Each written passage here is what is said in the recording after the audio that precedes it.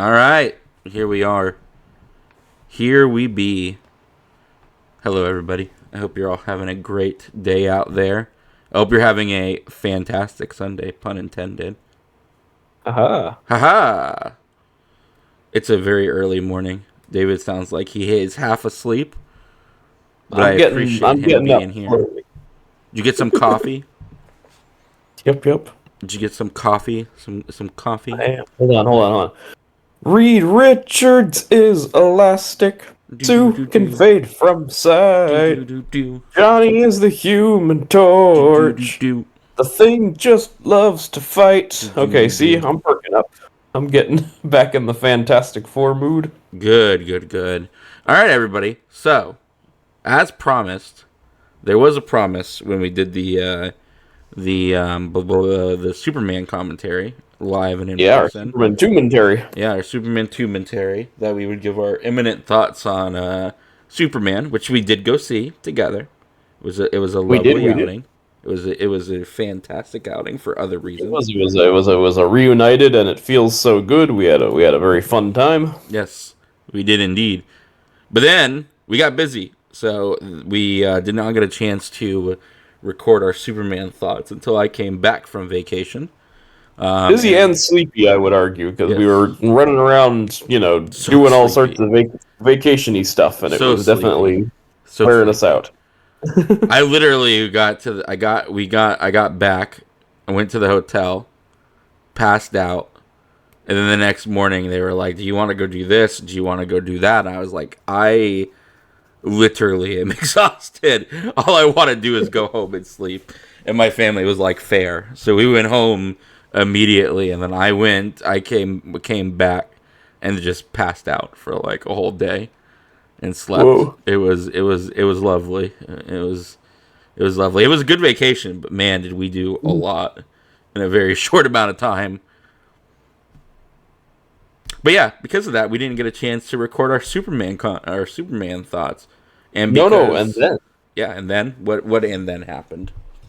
I mean, lo and behold, kind of interesting, I think weirdly on purpose, Fantastic Four came out, because we're going to get into it, but it does almost seem like this was coordinated between the studios, because the two films feel very similar in a lot of ways. Very different in other ways, but I They really think do. Like it the vibe really. that either of them project, and it also feels very much like a studio knowing they're on their heels a little bit, both Warner Brothers and Marvel respectively, and kind of being like, let's be on our best behavior, let's put out all the color, and let's, like, be faithful to the comics, which we aren't all, we'll get into it, of course, but yeah, there is a vibe of, like, let's not rock the boat with these ones, but also let's make sure newcomers can enjoy them. I think there was a Because real. We need to make sure that superhero fatigue thing isn't true, and I think that yeah. colored a lot of both of these movies for good and for bad. I would even argue. I would say so too, but yeah, that's what's kind of fun and interesting. And honestly, like short story, like to as a preview of to come. I think overall a positive thing. I definitely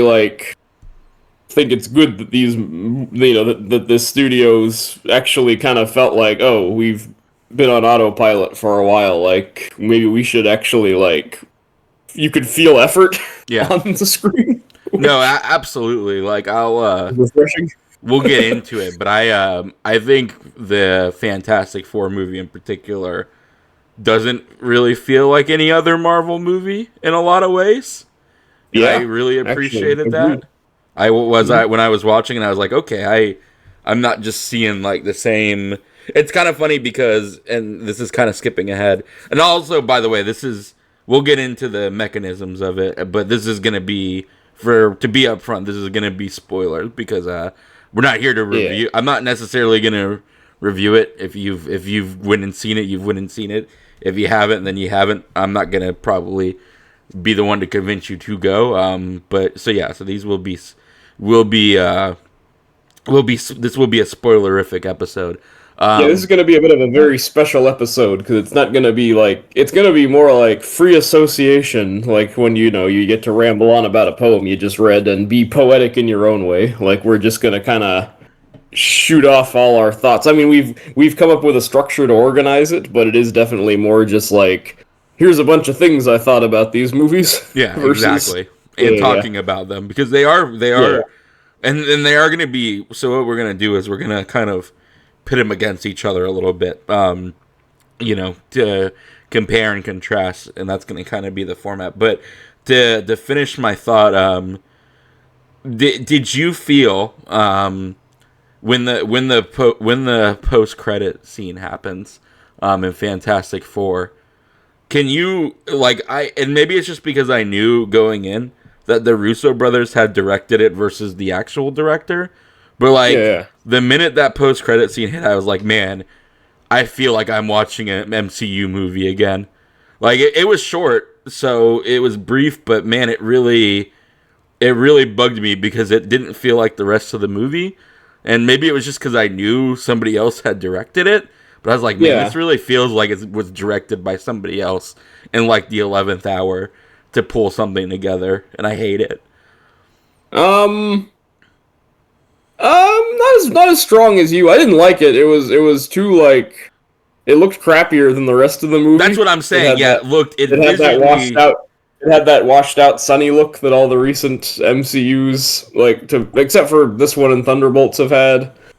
I actually kind of like it as a scene. I was actually to get into it. This is gonna start just leading us into our thoughts, but like I liked the rest of the movie enough that I was actually weirdly like, oh, if that was just a teaser for a second Fantastic Four movie, I'd be kind of hyped. Because I've always liked Sue and Victor as a dynamic, Yeah, and him just coming in and messing with the baby. I was like, oh, rad. It's actually the most I've been sold on the dooming it up. I'm not really sold because it's going to be in the middle of an Avengers movie with 50 people I don't care about. exactly. Like, I would but have liked it. if there was no such thing as the MCU and that was just the teaser for a potential Fantastic Four second steps, I would be like pretty in the can, I gotta say. Yeah, no, you and me both. I would have liked it. I know this is silly, but I don't think it should have been a post-credit scene. Maybe there should have just been a time skip, and then they should have maybe fleshed it out a little bit more and just had it be the end of the movie. Because again, I it mean, we're feels gonna get into very. it 'cause It's short and very like, oh, we got to figure out some way to get these people to go over, and we didn't do what everybody thought we were gonna do. yeah, So we got to figure out a way to get them doing this. So here it is. we're gonna get into it, but I think like as much as I quite liked Fantastic Four First Steps, like spoilers. Uh, it has a little bit of the MCU thing where I think it really front loads all the most amazing stuff, and I feel like that might lead it to kind of fade for me as the weeks go on. Mm-hmm. But my biggest complaint, which is a good thing, is I actually think it could have stood to be a lot longer. Oh, Actually, you and me both. So one of the reasons why I would have preferred it to be longer is because I feel like while a lot of the cast is really represented because unlike most MCUs, there's not really a lot of action in the movie. which I really liked. I actually even liked that the two action scenes aren't even like traditional, like we're punching minions, Like they're either a chase scene or like we're trying to solve the Galactus thing at the end, which I thought was really cool. I do as well. But I do think maybe there should have been one thing where the Thing got to do some stuff because I feel like he's the only one in the movie that kind of gets the short stick. Well, as the beautiful song I sang up front, he just loves to fight. And Yeah. I feel like we didn't quite get that in this one. No, and I do like his his walk through Yancey Street, and I do think That ruled him playing with the kids. I've always had this problem with the earlier Fantastic Fours. Is I think they write him and Johnny as a little too mean because like in those Chris Evans ones, Johnny is like laying into him for being an uggo, and Oh, like dude, and the way they're kind of like they're already good friends in this movie, I really enjoyed. yeah, and but they still have the like. I like when they're throwing food at each other, and that very like it's actually kind of like they're legitimately annoyed at each other. It's not just like oh you, like he's like Mm-hmm. shut up man, and I think that kind of perfectly nails a like a brother fight. Yeah, and he's great in he's great doing the pilot stuff, but like I would have liked to have seen maybe them fight at least one kind of like minion type thing just to see the thing actually get to be the thing. Well, here's my hot take. That montage, I think the my biggest flaw with it is that it kind of feels like a montage, and the TV broadcast is like a smart way to recap it. I think that could have been half an hour long. I would have actually liked to have seen them have like mini tangles with Mole Man, and like I think it should have been like The beginning part where the they're doing the show intro.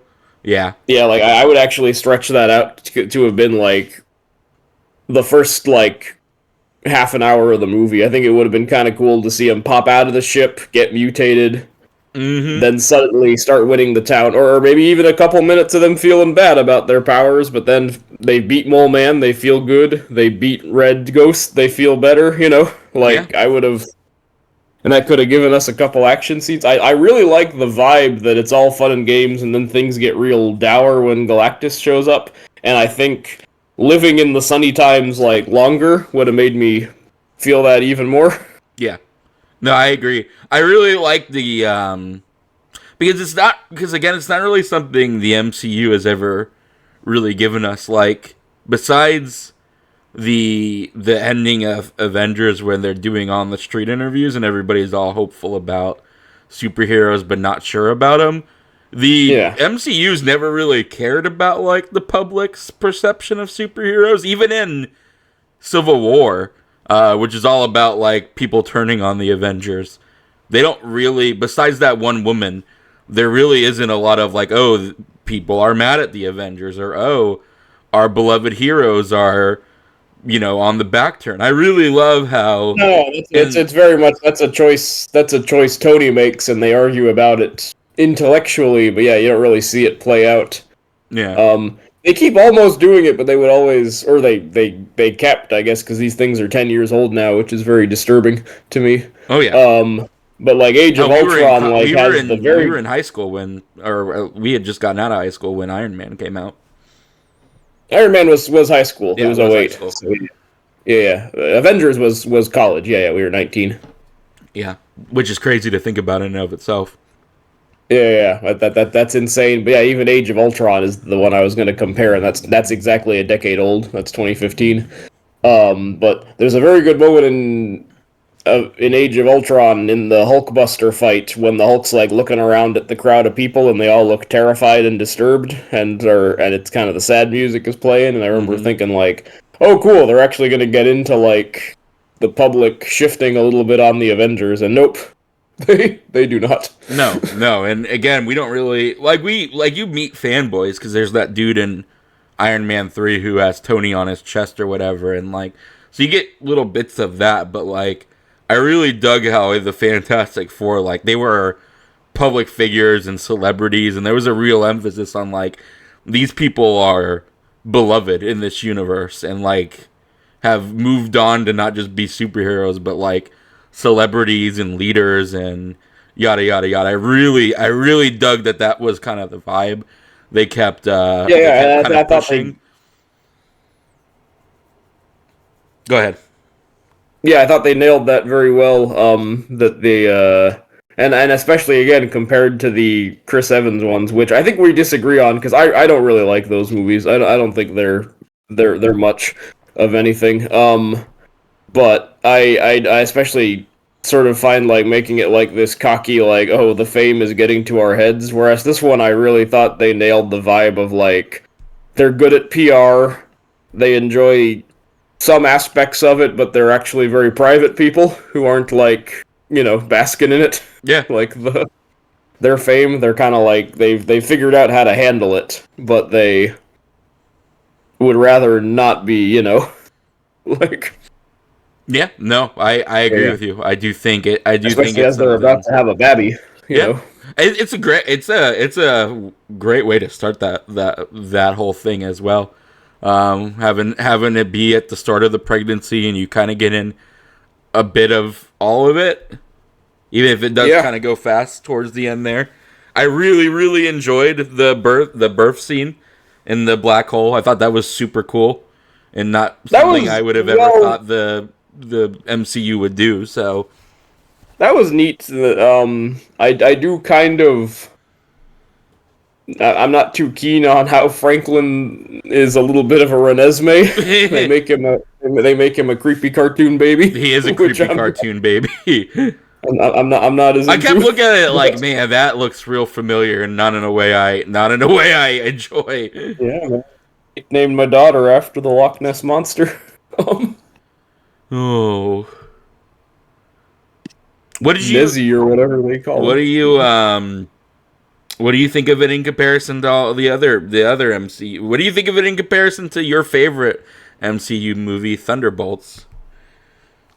Uh,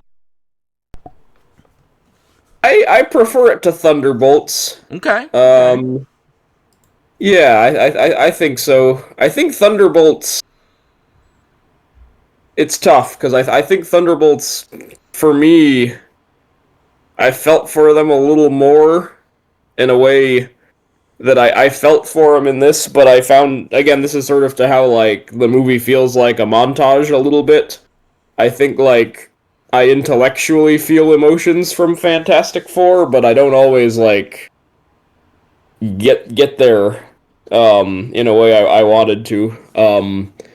And it's a bummer because I feel like the pieces are all there, the tone is right. I kind of like that it's melancholy. I think Pedro Pascal and Vanessa Kirby are like two of the best performances I've seen in the MCU in a while. mm-hmm. Um, but yeah, I do think it. I think Thunderbolts, even though Thunderbolts is relitigating your same old like we all got our traumas and we got to overcome them. But I thought like the Sentry Void stuff in that like really connects Yeah, um, in a way that. And again, it's not even like there are things I don't. It's not even like I have problems with anything that happens in Fantastic Four or the characterizations or like I think the emotional stuff lands when it should. But again, it kind of gets into my like there's not enough of it. I think because it's edited in this like it's real fast way. it does feel Um, super short, which is kind of crazy to think about because most of the time we want movies to be shorter, but like it yeah, does feel like Galactus is just there. Like yeah, it doesn't really give a lot of time for the threat of Galactus to like permeate, or percolate inside your head. Like it happened. It does happen really fast. Um, and even like the part where like the public temporarily turns on them because they refuse to give up baby Franklin. yeah, Um, yeah. she very quickly handles that situation. I do really like that scene, but it is true that like they don't really linger on anything in this movie. Hmm. It's kind of like rushing towards the finish line, which I didn't always appreciate. To your point, didn't always appreciate it. Yeah, and I think it's annoying because I think like one thing I really commend this movie for is more than and Thunderbolts too to a degree, like because Thunderbolts has long stretches where they're like, oh, we're trapped in a thing. Let's like talk to each other as we figure it out. Yeah, right, right.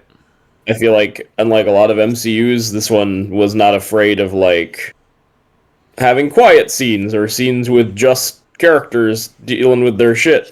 Um, but I guess it's a case of like not quite enough for me because yeah, I'm like it's almost like Feige's like, oh shoot, this is threatening to get boring. We better like hit the fast forward button a little bit, or we'll scare the we'll scare the kids or No, whatever. I did. It does feel like they really want to get to that Galactus stuff at the end, which is kind of funny enough. Was kind of like the most checked out I was at the movie was when we got to Galactus, and it just really wasn't. It really didn't grab me as much as like the rest of the movie did for a variety of reasons. But no, I agree with you. I think it could have stood to be a little longer or a little more stretched out. Yeah, though there are things I do like about the Galactus fight. I kind of like that. Like I said, it's not even really a fight in the traditional set. You know, No, like no, it's there's not. not. Yeah, yeah, it's just them like problem solving, similar to the first like encounter with Galactus and the Surfer chasing them. Like that's I like that. That's not an action scene in that way. You know, I feel like a lesser MCU movie would be like, and then Galactus manifests like these boogie monsters that chase him around or Yeah, whatever. some You know. Power Ranger monsters Yeah. essentially. Which would have given the Hulk a chance to punch. Sorry, the Thing a chance to punch some stuff, but like, like I kind of liked that it was fully a more adventure than action, I guess. Yeah, Which is no, kind of cool. it really. I quite enjoyed the. I really I love how the world building in that movie. Like I like how established they are that they can just be like, okay, well let's just go to space. And like that's not a Yeah. huge deal. Like they just have a spaceship basically in their backyard that they can go in, and like it looked really cool. Like I would if I was a kid I would have happily been like I want that toy. So it was a really interesting. I kind of maybe they should have gone to space a second time, like some kind of adventure or Yeah, something I in think I would space. not. I would not have been opposed to that. Or again, it being longer, like, or that trip could have been more of an adventure. We could have seen a little more of Johnny. You know, because Johnny's so annoyed that they don't go to space anymore. Like maybe we could have lived in his like joy a Yeah, little bit that they're back. You know, back in the saddle doing their thing. no, I Um, agree with you on that one. yeah. Now, before we start getting into the nitty gritty of this V Soups, because I know all you Superman fans are feeling a little neglected. Yeah, That I we're was not. going to. Well, let me ask you this, just because and Yeah. then we'll start. Um, Both of them kind of have the same structure in that it's like kind of like an adventure in the life of Superman. Like Superman plays out over a week. Yeah, yeah. Obviously, Fantastic Four plays out not as a little bit longer, so it's got more. It's at Yeah, 'cause least it goes from, because it says 4 years with the Fantastic Four is what they're celebrating, and then in the end, in the funny bit where they're trying to get the baby thing in the car, we see on the sign it says 5 years with Fantastic Four. So yeah. yeah, it actually seems to take place over a year. Yeah, Like, so Fantastic Four takes place over a year. Superman takes place over a week. Obviously, it's a little easier to do a week in the life of versus the year in the life of, but both of them kind of have the same structure in that way. I think Superman probably does that structure a little bit better. Now, again, to be fair, Superman only has to cover a week versus a year, but I think it does Superman does a much better job of like, oh, this is like a week in the life of Superman, and it's one of his worst weeks, and this is how he recovers from it. Because obviously, Galactus is supposed to be like the worst thing that the Fantastic Four has ever faced. But I think Superman does that concept better. I would agree, and I think it's because I think I think Superman is like, I think partly because James Gunn maybe little more skilled as a writer, but like he kind of knew that was going to be the premise going in and was like, I'm going to really structure this. And I think like that movie seems messy on the surface, but I actually, the more I think back on it, it is very good at like leaving little breadcrumbs of like, oh, we set up Miss Tessmacher with the photos. Oh, Mhm. we get Jimmy and Perry White and the other Daily Planet crew like baked in a little early, so when they're on the adventures, we know what's going on. And it's like a lot of information being thrown at you, but it's actually like pretty decently webbed together. Yeah, And I feel like Fantastic Four, the fact that it feels like we're just jumping in, I feel like Fantastic Four kind of half measures it a little bit because it's like, oh, but we should probably recap who these people are, yeah. and that kind of led me to just wish that the like recap was longer. So I do think, yeah, I think Superman is a little neater in how it decides like we're just gonna throw you into the deep end, and you kind of like, and Superman just keeps moving. You know, it is like a week in the life of Superman, which means like no flashbacks. Like, you know, when when something's done, it's done. We're not gonna like go back to underline it. Yeah. Like you kind of sort of just and it's cool because the first half hour of Superman, I wasn't sure how much I was into it, but then it kind of clicked for me, and I was like, oh, I know what he's doing here. I know like what I gotta pay attention to, and you can kind of like it is really like jumping into a river and finally being like, okay, I'm a little disoriented, but now I'm like doing the breaststroke or whatever. Yeah. Whereas Fantastic First Steps, which is a dopey ass subtitle, by the way. It is, and it doesn't really mean anything in the well, I guess it's the baby's. Well, the baby doesn't step, so it's not his first step. It's not their first step because they've been to space before. But yeah, it's a very dopey and kind of meaningless I guess it's title. fun on baby crawling, but also to make you think about space because of one giant leap or whatever. Yeah. Even though he says it's one small step for man, he doesn't say it's one first step for man. So it doesn't even. Maybe it should have been Small Steps, which I believe is the title of the spin-off of Holes, the book, with Armpit and X-Ray have an adventure. Oh, have you? Do you know the premise of that? Because I've actually read that book. This is a total. Yeah, this is totally. We're off the reservation now. But do you know the premise of that movie is also that Armpit gets with like a celebrity singer? That's part of part of the premise. Yeah, the whole premise is like X-Ray is like, well, Armpit's trying to turn over a new leaf because he's an ex-con, doesn't want to go back to juvie, and then his buddy X-Ray is like, I got these tickets I'm scalping for this like, beloved pop star figure for the kids, and then Armpit like befriends an epileptic girl, but then he gets with the celebrity, but I think the celebrity turns out to kind of be like. She's not great, so he realizes he should have just been friends with the epileptic girl. Something like that. It is a bonkers follow up to Holes. But Holes is also. I remember not enjoying it. I remember enjoying it as like just as a young adult book about a kid trying to turn over a new leaf. I remember thinking it was okay, but it definitely feels weird coming off of how epic and fantastical Holes is. That it's just like. It feels like a Disney Channel episode in a lot of ways. It does. It really does. Mm-hmm. All right, David, what are we doing? How we doing this? Oh yeah, so listeners at home, I have proposed to Tanner that this will be a secret commentary, but not really. I think we are going to continue this line of discussion, but I thought it would be kind of fun to just throw on the unreleased 1994 Fantastic Four movie as a background. If something distracts Tanner and he goes, what the hell is that? We can get into it. But so this won't really be a traditional commentary in that sense. But I just thought, like, why not throw a little chaos into the mix? Because you'll be seeing the very cheap-ass effects of this version. The Ultimate Remaster 4K V1.5, according to the YouTubes. Yeah, because this movie's never been officially released because it was super cheap and was made just so they could keep the rights to Fantastic Four. Kind of like what they did with the Garfield Spider-Man, only like without even planning to ever show the public. And there's a big documentary about it where the cast gets into and the crew gets into how like hurt they were because they actually thought they were making a movie that was going to come out and they got kind of like betrayed. Yeah. And for a while, some people did consider it the best Fantastic Four movie just because it's fairly close to the comics and has an aw shucks sensibility. I don't think I agree, but it'll be fun to throw it on while we continue our debate. Absolutely. All right. So I'm at 0-0-0-0 on that one. Yep, I'm at 0-0-0. We're gonna press play in 3, 2, 1.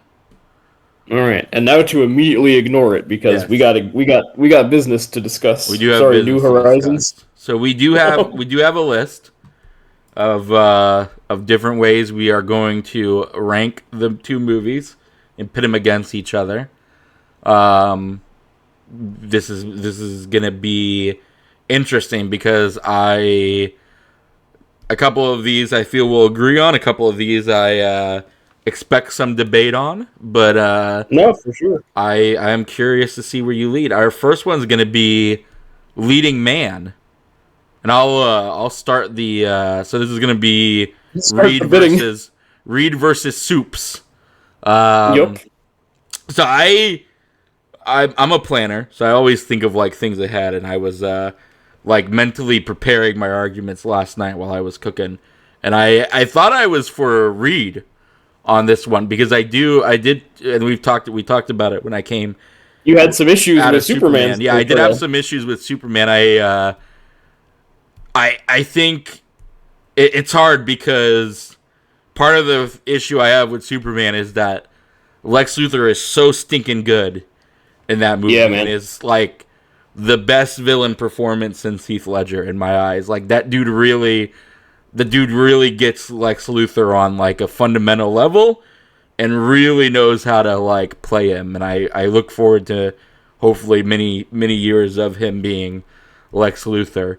And I Yeah, feel like man. I want him to fight the Justice League in a power suit. I know yeah, I've been wishing that since like BVS, but like, let's make it happen finally. I would love to see that. But because of that, I feel like Soups doesn't get as like it's kind of like a long shadow, and Soups doesn't get to be isn't as good as say his villain in that movie. And I also kind of still feel like maybe it takes a little bit long for him to get to be Soups. And Because he's on his heels like the whole movie to yeah, keep using on your heels. Like, yeah, Superman is, not a lot's working out for him in the first half of that movie, and yeah. honestly, the first like 3/4 of that movie. Yeah, it Really. takes a long while for him to really like, and we've talked about it. Like his answer to Ultraman is just to make Crypto kill the drones, which is kind of lame, I think. And the CGI is not the greatest in Superman either.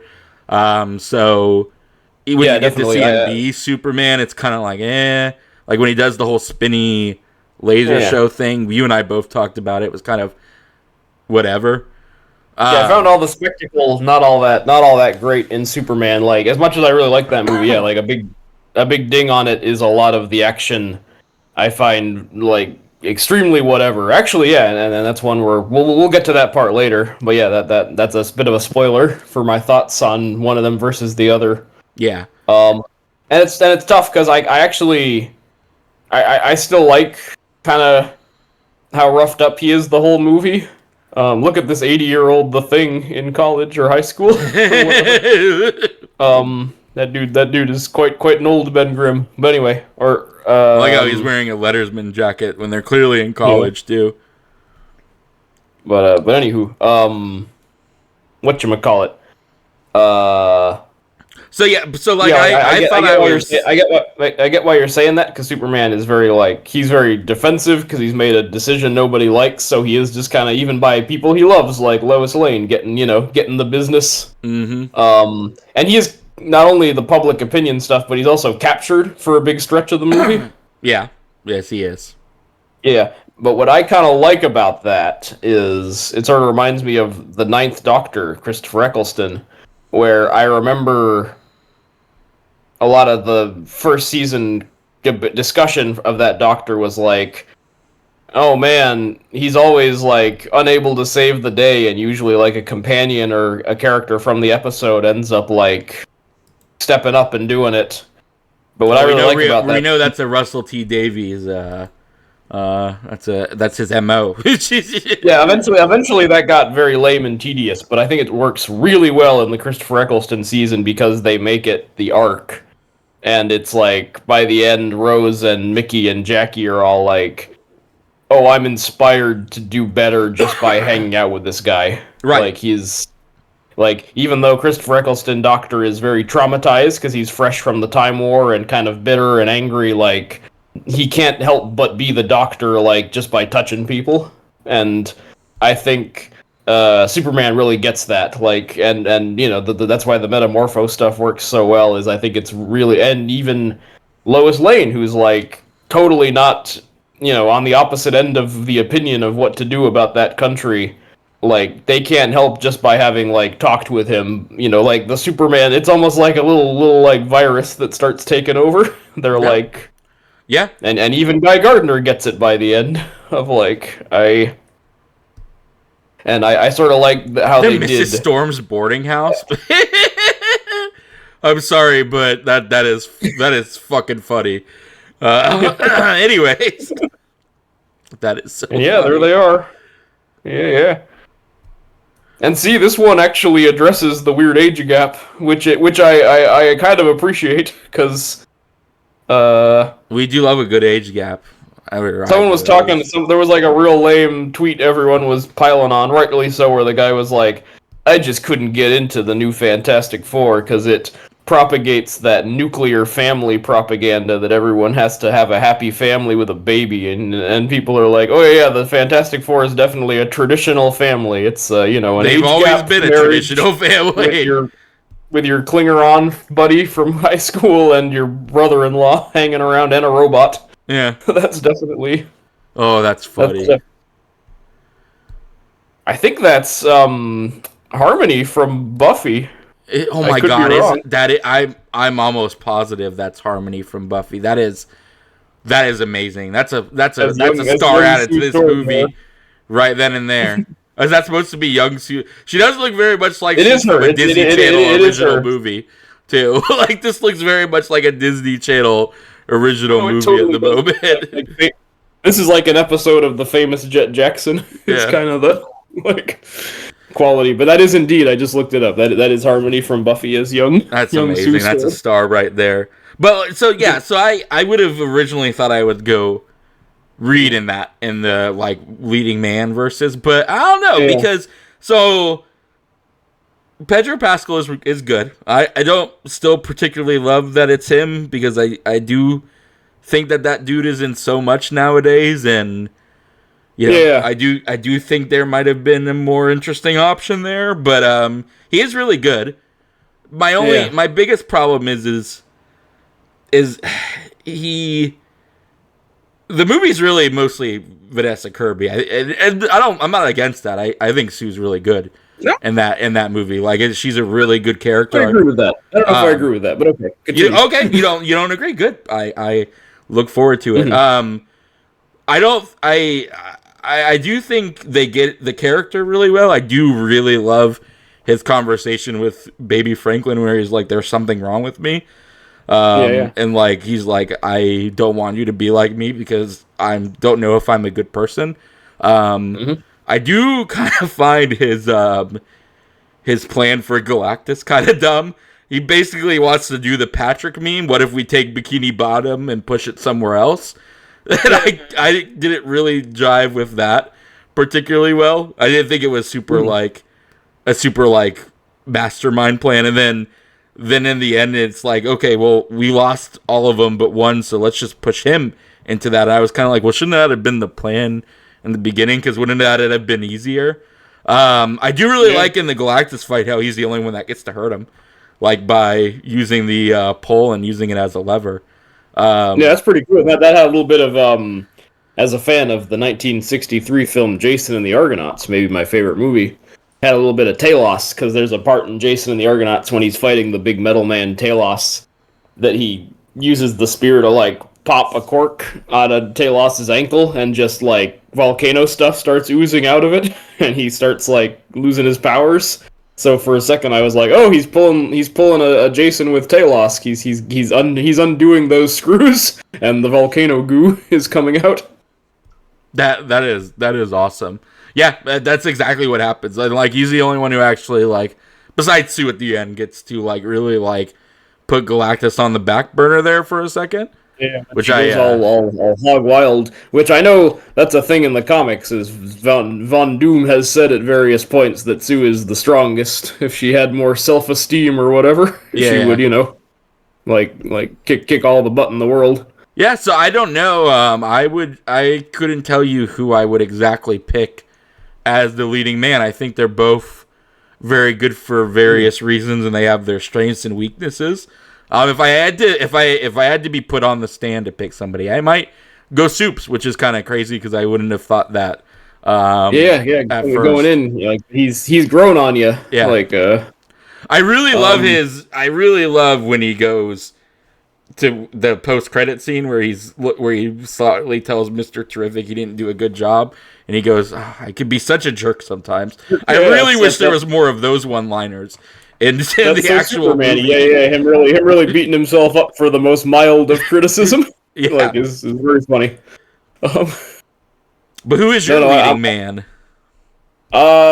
I'm on similar but opposite poles as you because I'm in a like it's very close. I like them both a lot. I actually would go Mr. Fantastic. And it's funny because I'm actually with you. I think it's not just that Pedro Pascal's been in a lot, but I think someone kind of rightly said it that like he's rarely the best part of the movies he's in. Yeah, that is accurate. But I actually really loved him in this. I think also because I just saw Eddington, which I think he's excellent in too. Even though I do think that movie is Joaquin Phoenix's. Like that's the performance of that film. I think he's amazing. But I think he's really good and really funny and wormy in Eddington.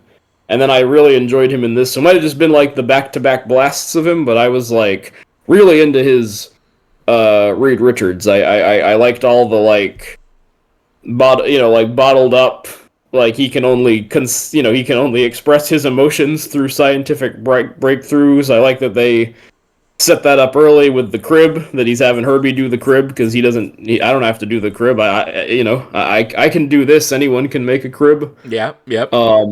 I liked his insensitivity. I thought, yeah, like but I thought also he just was fundamentally seemed like a chiseled, heroic dude. I thought it really captured the Reed Richards I know. Which Yeah, is, the vibe like, of who Reed Richards is supposed to be. What could be more important than your son, Richard? Science? To quote the Venture Brothers. Yeah. No, I like I said, it's very close to me. I really, like I said, I really love his What's Broken. I really like that they didn't really do because one of the cause to speak ill of the Fox ones. One of the problems I always have. 10 years later, by the way. Wow. Oh, that is a very like Stalin Baxter building. Did you see that? Like it really looked like it really looked bad. Like they were in the middle of they're in the middle of a totalitarian government or something. Yeah, it's very sinister, like dystopian. like they're an evil corporation ruling the Judge Dredd world or something. Good lord! But yeah, in the Fox one, they do the whole like they do the very cliche. Oh, I'm a scientist, so my girlfriend's constantly mad at me because I'm not paying attention and stuff. And it was overplayed by the time those movies came out. I really like how in Fantastic Four, like they have their issues, but like clearly Sue knows what her husband's about and loves him despite his flaws, and clearly Reed cares about his family and like really does love them and isn't just like bothered or constantly like upset with them. Like she says he has to do the crib and he goes and does the crib. He tells her she's the most important thing to him, etc., etc. Like it really does feel like they are a family unit. And it's not like the old comics where like he was constantly bothered by everything she did. You know what I mean? Yeah, absolutely. I think and that'll transition us into Leading Lady. But yeah, I thought like they nailed that, like him being like an annoyance and him having this flaw that does hurt people, but like we're all still a legit family and on the same page and like dealing with it as a personality flaw as opposed to like something I've never enjoyed about those Alba ones is I do think, and it's not even Alba's fault. I got no beef with Jessica Alba, but like I feel like the portrayal of Sue is so off in those because it's like it's just her jealousy of science with Reed and just like, oh, I'm gonna have sex with Doctor Doom because I'm so mad you never pay attention to me. Exactly. It's very of what Fantastic Four used to be. Those errors are best forgotten for a reason. Look, Fantastic Four was very much made of the time, and that time wasn't always great to women. No. As people, I tend to agree that like if you read those like '60s comics, like Sue Storm is maybe one of the lamest female leads in anything ever because it is just her like fainting a lot and like, oh Reed, like you aren't paying attention to me versus science and getting captured constantly. Yeah, she is one of the like least And it was a bad run in Marvel for a while there, but at least Jean Grey did things a little more in those, even though she was also pretty rough for her initially. No, absolutely. And like one more thing on leading man, it's actually just because I saw Johnny on the screen for a second. One of my favorite parts of Fantastic Four, the new one, is kind of the Johnny and Reed relationship. I really, and it speaks very well to what you were talking about, where he's clearly still annoyed by his family and like kind of frustrated with the whole thing, but he does care enough about him to like realize that, hey, we're a family. Because there's that whole bit in the Fantastic Four when Johnny's pestering him to create the new suits, and he's like, I don't have time for this. Like, I have more important things to do than make you a suit. But then he makes like, I wiped the dust off these blueprints. Like, yeah. He's like, these are new suits, but they're old because we never got around to making them. Like, yeah. I actually like this guy as Ben Grimm, by the way. He's meeting Alicia there, the blind lady. But he only looks weird in the. It's the Natasha Lyonne of the new movie, man, bugs me because I really think that could have been more cute. There should have been more of it. Yeah, we're getting the love interest stuff right away. Though I do like Alicia better than random school teacher. Yeah. I don't know why they didn't just make Alicia in the movie, but it was so funny because while they were talking, I was just looking at her eyes the whole time, being like, "Come on, is she blind? I hope she's blind. I hope she's supposed to be blind." Like I was rooting for that character to be blind. I was like, "Oh no!" I was the same way. I was like, "Man, it's really like I'm not for this, but like make her blind because that's the thing. That's their thing." It's just. But okay, leading lady, since we're moving into it, I want you throw it at me. Oh, yeah. So, it's tough, actually. This one's kind of tough. I mean, it's not because I think, like, Sue takes it easily for me just because she gets a lot of stuff to do, and it is basically her movie, as you were saying. But I really do like Rachel Brosnahan as Lois. I think like perfect casting. I think it just comes down to like Sue wins because she's got a lot more stuff to do. Yeah, I think it's not actually a knock. I think it's Sue Lois. No contest. I think I would have loved to have, and because like you, I think Rachel's perfect casting. I do enjoy her because it's kind of a different take on Lois Lane too. It's a very kind of James Gunn take in some ways because I don't really think Lois is really punk in the comic, or portrays herself as that. A bit of a wild child. She's just a girl who'll do anything to get a story. Who is a very military brat. So I really did enjoy like that that portrayal of her, like that she was a kind of a punk girl and she she was constantly challenging things. What Superman did, how he did it, and like what was going on with the overall story. But I do, like you said, I do think Sue has more to do, and like it's kind of the heart of Fantastic Four, in every way that you would think of. I love that they were just like, oh, by the way, she became president of the Earth. While while adventuring, she basically became president of the Earth. They just don't really. Oh, dude, and I'm sorry to just immediately talk past leading lady to get into the supporting cast, but just a quick one. Paul Walker Hauser as Mole Man was like, oh my god, just so happy all throughout that Sue's the only one he likes. That he still gets to be kind of villainous when he and Reed get into it. Like, Reed arguing, and then Sue making them all leave, and her being like, "Come on, man, we talked about this." And the minute they're alone, he's just like, "Yeah, I know, but I had to do it." Yeah. No, I love how she just like fucking fixed the world, and like it's just they don't even really talk about it. They're just like, yeah, she did this and did that. She made Mole Man happy, so she's got a president of the Earth now.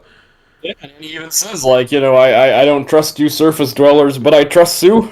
He's like, she really won him over just by being that good a person, which...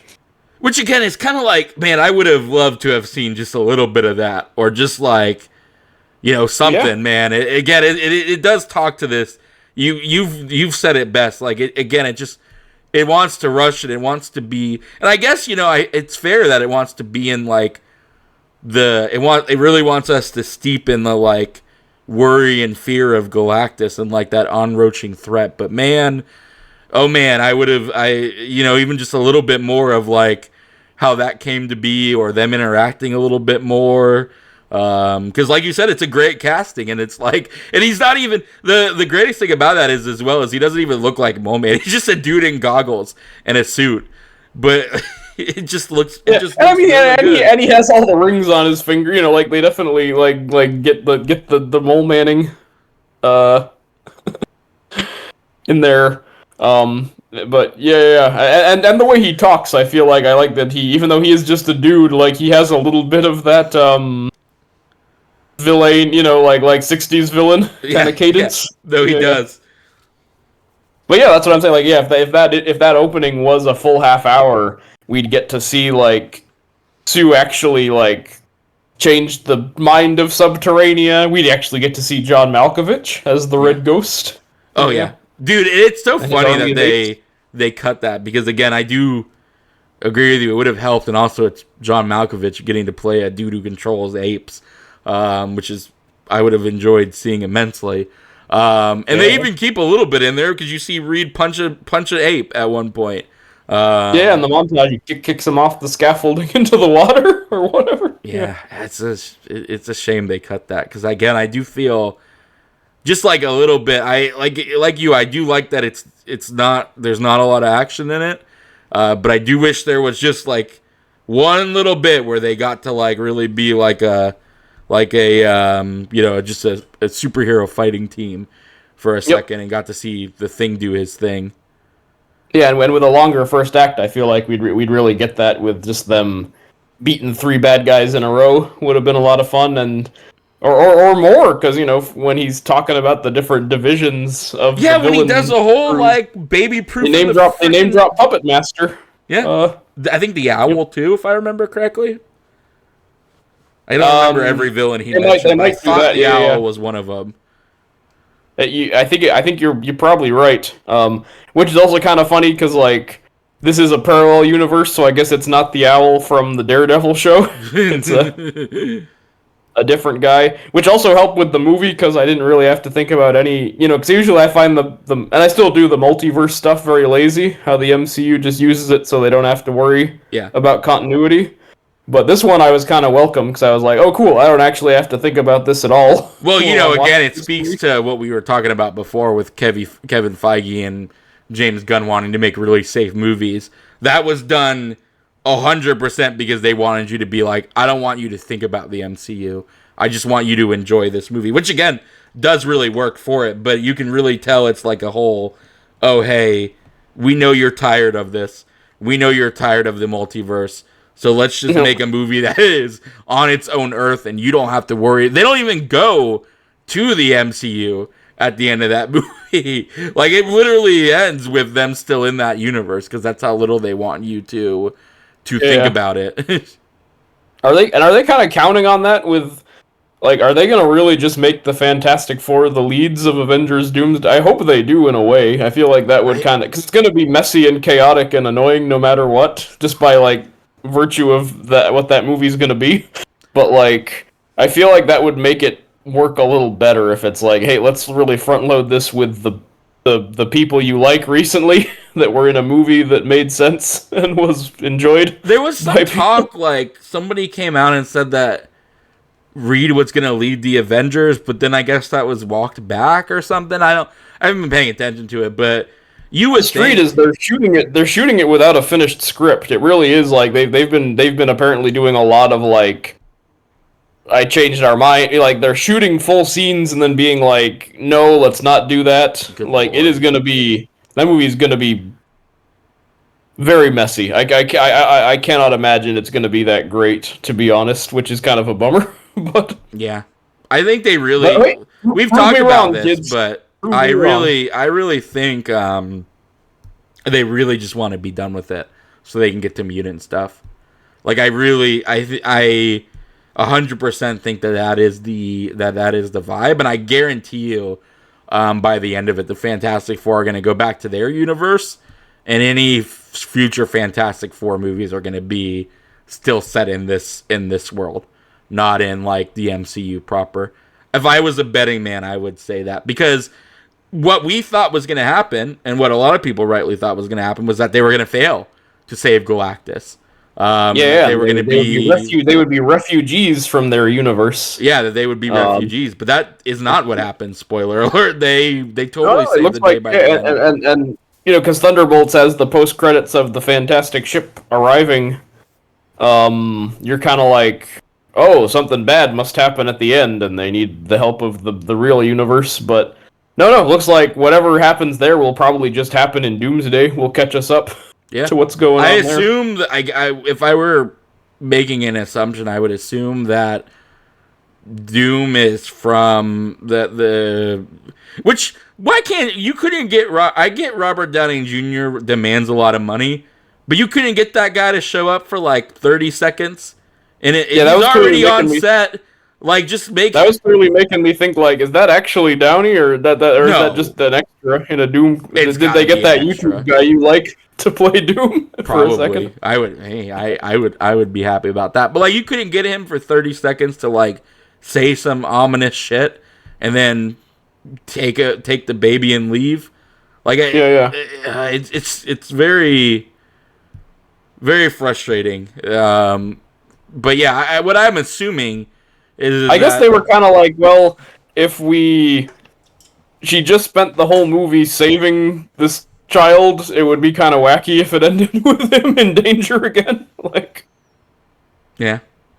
so I think that's probably part of it. Which I mean, I've had that problem with the MCU before, like that the entire Thor Ragnarok is all about him taking responsibility as a protector of Asgardians, Yes. and then like 5 minutes later, Thanos genocides all of them.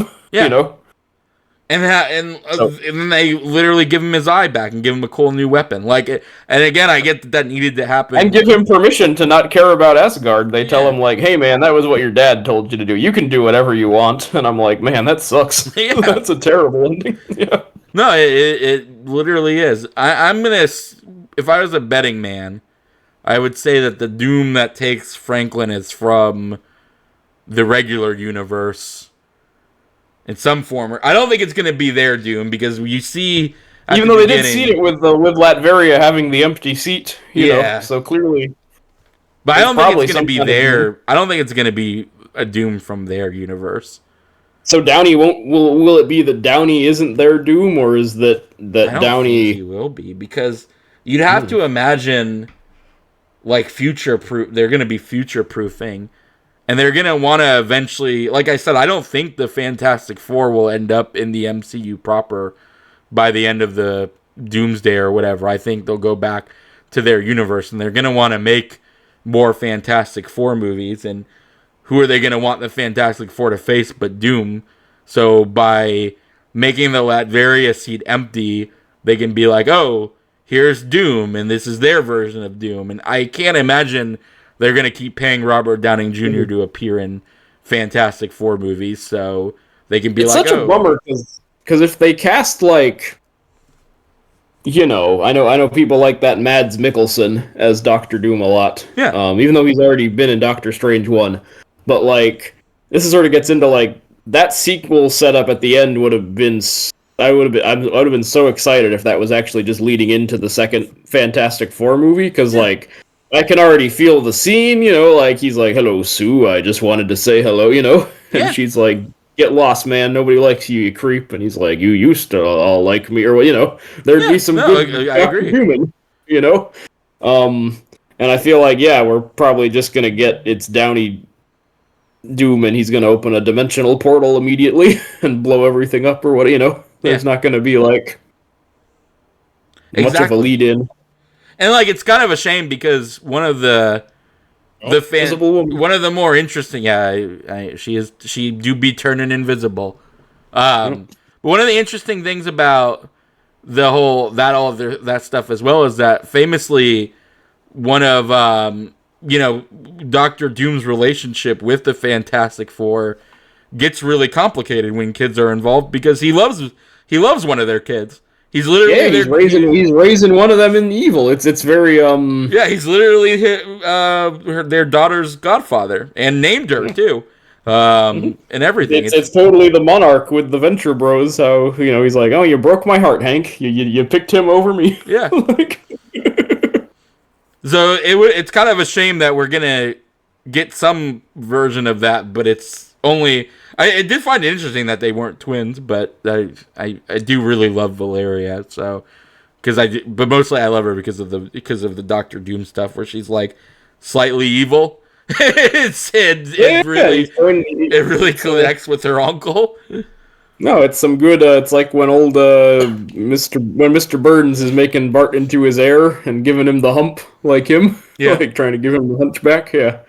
But it's a shame that we're gonna get some version of that, but it's gonna be with what I again assume is not gonna be their Doctor Doom. I would be very surprised again. I don't think, and again, it's more the logistics of it all. I really doubt when they want to make them future Fantastic Four second steps and all that stuff. They're gonna probably want them to face Doom because that's what everybody wants to see, and I can't imagine they're gonna keep getting Robert Downing Jr. back to be that version, a version of Doom. So that's my thought process there. I kind of agree, even though there is still just a part of me, and that's real, like, at this point, it's like holding out hope that your parents are going to get back together or something, where I'm like, hey, man, maybe they will just do what they should do and just have Downey play Victor Von Doom, no connection to Tony Stark, I would be so surprised if have him have a messed up face so it doesn't matter as much, and then everyone would be like, wow, Downey's such a good actor, he really is unrecognizable, like it would have been a better option if you have to just cast Downey again. I feel like that would have been how you should do it. But yeah. I know they're not doing that because they love their parallel universes. And they want.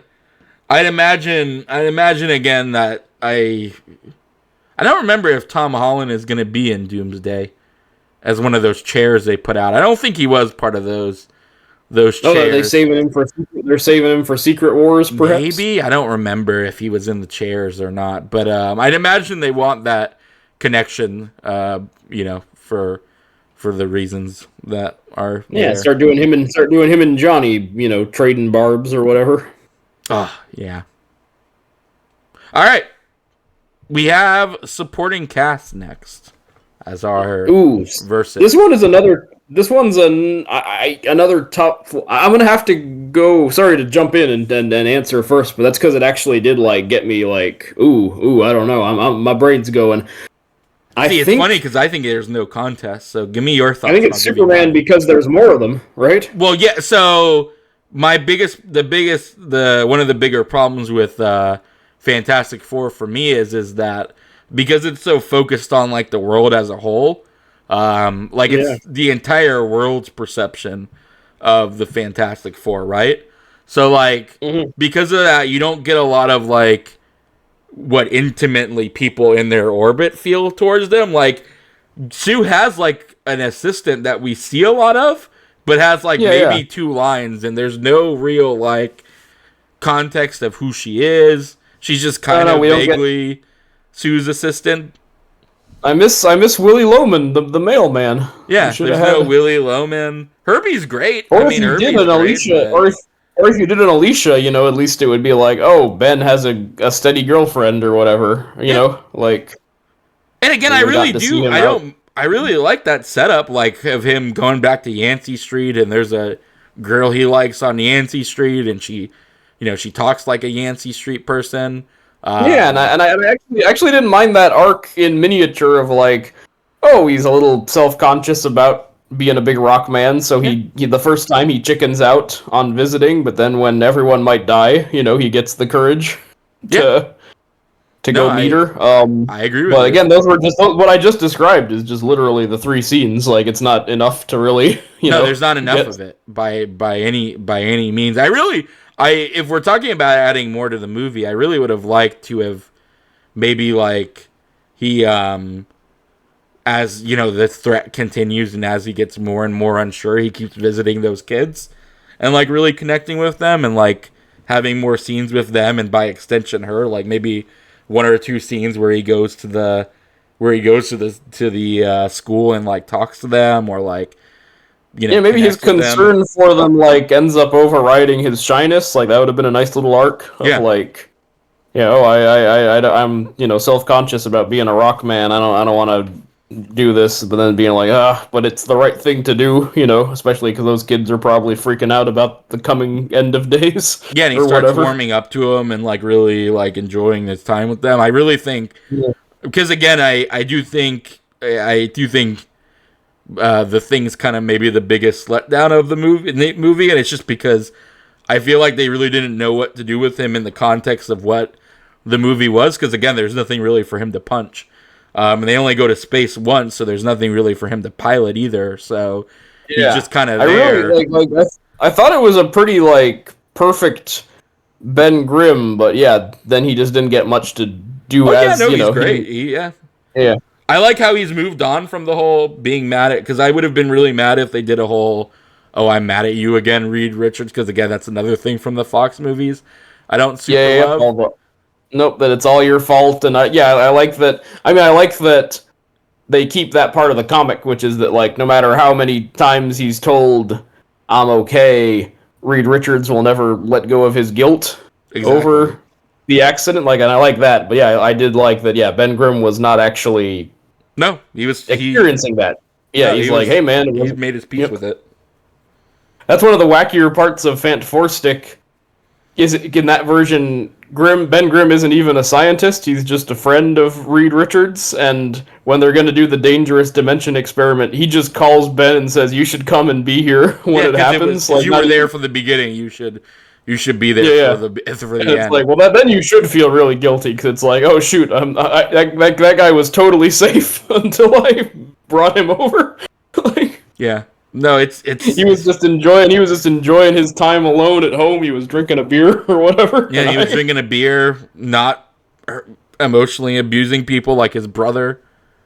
Yeah, it's clobbering time as his bro tells him when he. I will say I'm still mad that they did It's Clobbering Time dirty in this movie as well. I agree. I don't.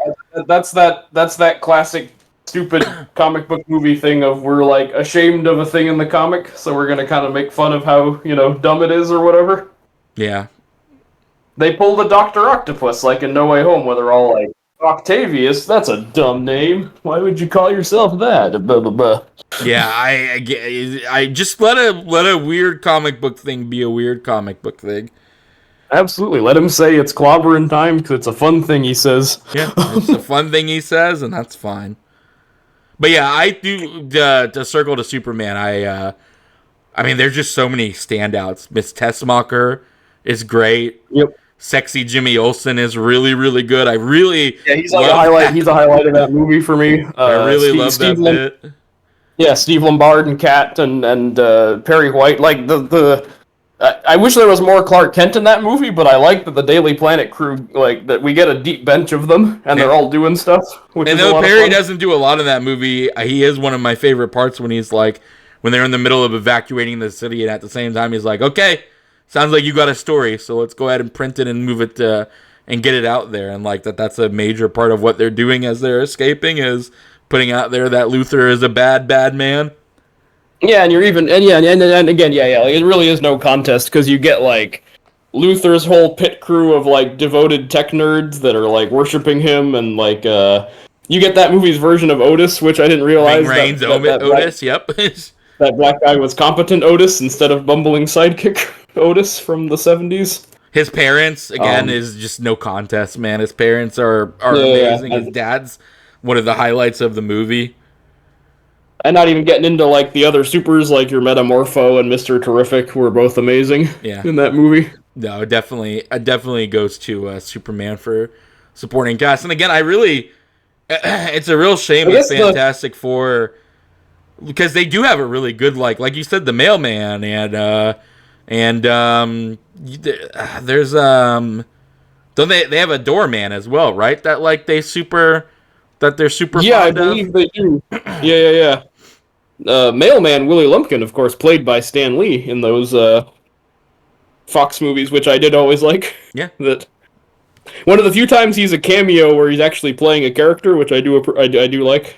No, I agree with you. Yeah, it's a shame, but again, it's kind of like the movie's mentality is to like be so, oh, this is how the world feels about the Fantastic Four. This is Yeah. how they address the world. This is how they move with it. I mean, I will say Mole Man if we're talking supporting cast, Mole Man is very good. I mean, that might just be part of it. Is that like Mole Man's always been a favorite of mine, and to see him like in the movie and they totally nail his deal, Yeah. like. Oh, he just said, "What kind of a thing have I turned into?" What kind of a thing have I turned into? Oh, look what we were just talking about. In this one, he is temporarily pissed because he says, "Reed, what have you done?" Yeah. Yeah, I really like his speech to Reed at the end or during that bit where he's like, "You got to stop beating yourself up about this, and you are not as smart as you think you are all the time." And him needing him about not being able to get a driver's license and all that, all that stuff. It's very, very Reed and Ben. Totally, and then kind of gets into the weird like. I feel like that's a truth of Reed Richards, but also a truth of a lot of science people. Of like, oh, you're excellent at this, but you're kind of like autistic and incapable of other regular shit, like Yeah. getting your driver's license and all that. All right. Now we have sidekicks, which again, I guess sorry. Before we move on, I did just want to say I think why I was like hemming and hawing a little bit, and this might be a point against Fantastic Four, is that when I was comparing supporting casts, I was basically I realized kind of counting Ben and Johnny in the supporting cast, which well, I think for sure. I quite like Johnny. I think Johnny yeah. gets like again. I feel like everybody gets something to do, but Ben, which makes it feel really weird. Yeah, because Johnny gets the Silver Surfer, but also he gets his big uncle sacrifice at the end, which is yeah, pretty rad. and I really enjoyed his attack against the Silver Surfer. Like it was a real. Oh, hey, Johnny is really actually capable as shit. It is like fully ready to like defend this planet, like and be serious about defending this planet. When he decodes the language and uses it against Silver Surfer, that scenes I thought was really good. Where he's talking. Me too, and but also has a lot of compassion in it because he's like, yeah, like sorry I had to do that, but like we got to make you, because I know that's people you lost, but like. And he kind of does like a sarcastic bow at the beginning, which I thought was really Johnny, like the snarkiness. Mm-hmm. Yeah, yeah. Again, it's a shame because everybody has something to kind of do, but Ben for most of the movie, which is kind of a shame because like again he's well cast and well acted. It's just, and he get. Yeah, he looks pretty good for a CGI whatever. I thought I liked that they. I feel like the previous ones. I do really like Michael Chiklis as Ben Grimm. He might be my boy. Which one is that? The Fox one or this one? Yeah, that's Fox one. Vic Mackey from The Shield. As, as Ben Grimm. But I do think this one is the one that felt the most like comic Ben Grimm in that way, where he looks like him. He's got that kind of like, gruff, but clearly just a big softy, like. He just wants some black and white cookies. Huh? He just wants some black and white cookies. Mm-hmm. All right, and like that Jack Kirby. I like that Jack Kirby quote at the end about how all my characters have me in them. People have always been like, oh, Reed Richards is Stan Lee and Jack Kirby was Ben Grimm, because like Stan Lee was real head in the clouds, could be like a real insensitive, company man clod. Right. Whereas Jack Kirby was way more prickly and, fought with Marvel Studios over money, which is right and good, because fuck those guys. Exactly. Nope. You. Yeah. And then Stan Lee kind of always took their side because he would rather be the PR, head. But Jack Kirby was also like famously beat up a Nazi that came into the Marvel comics to complain about how it was getting woke or whatever in the 60s. Oh, really? And, yeah, and he That's funny. liberated camps. He liberated camps during World War II and was a practicing Jew. Like he kind of was a real life like Ben Grimm, like like kind of grumpy but like totally heroic, good-hearted man. So yeah, I'm glad they kind of were able to capture some of that for the first time in a Ben Grimm. That Doctor Doom, total aside, but that Doctor Doom costume looks great. Yeah, they really do just give him a straight up Doom. It's a very vibrant green too. The one funny part about this movie is that Doctor Doom is always articulating a lot with his fingers. Yeah, he keeps stroking his like beard and stuff. He's like, well, I can't act through the mask, so I might as well, really play it up.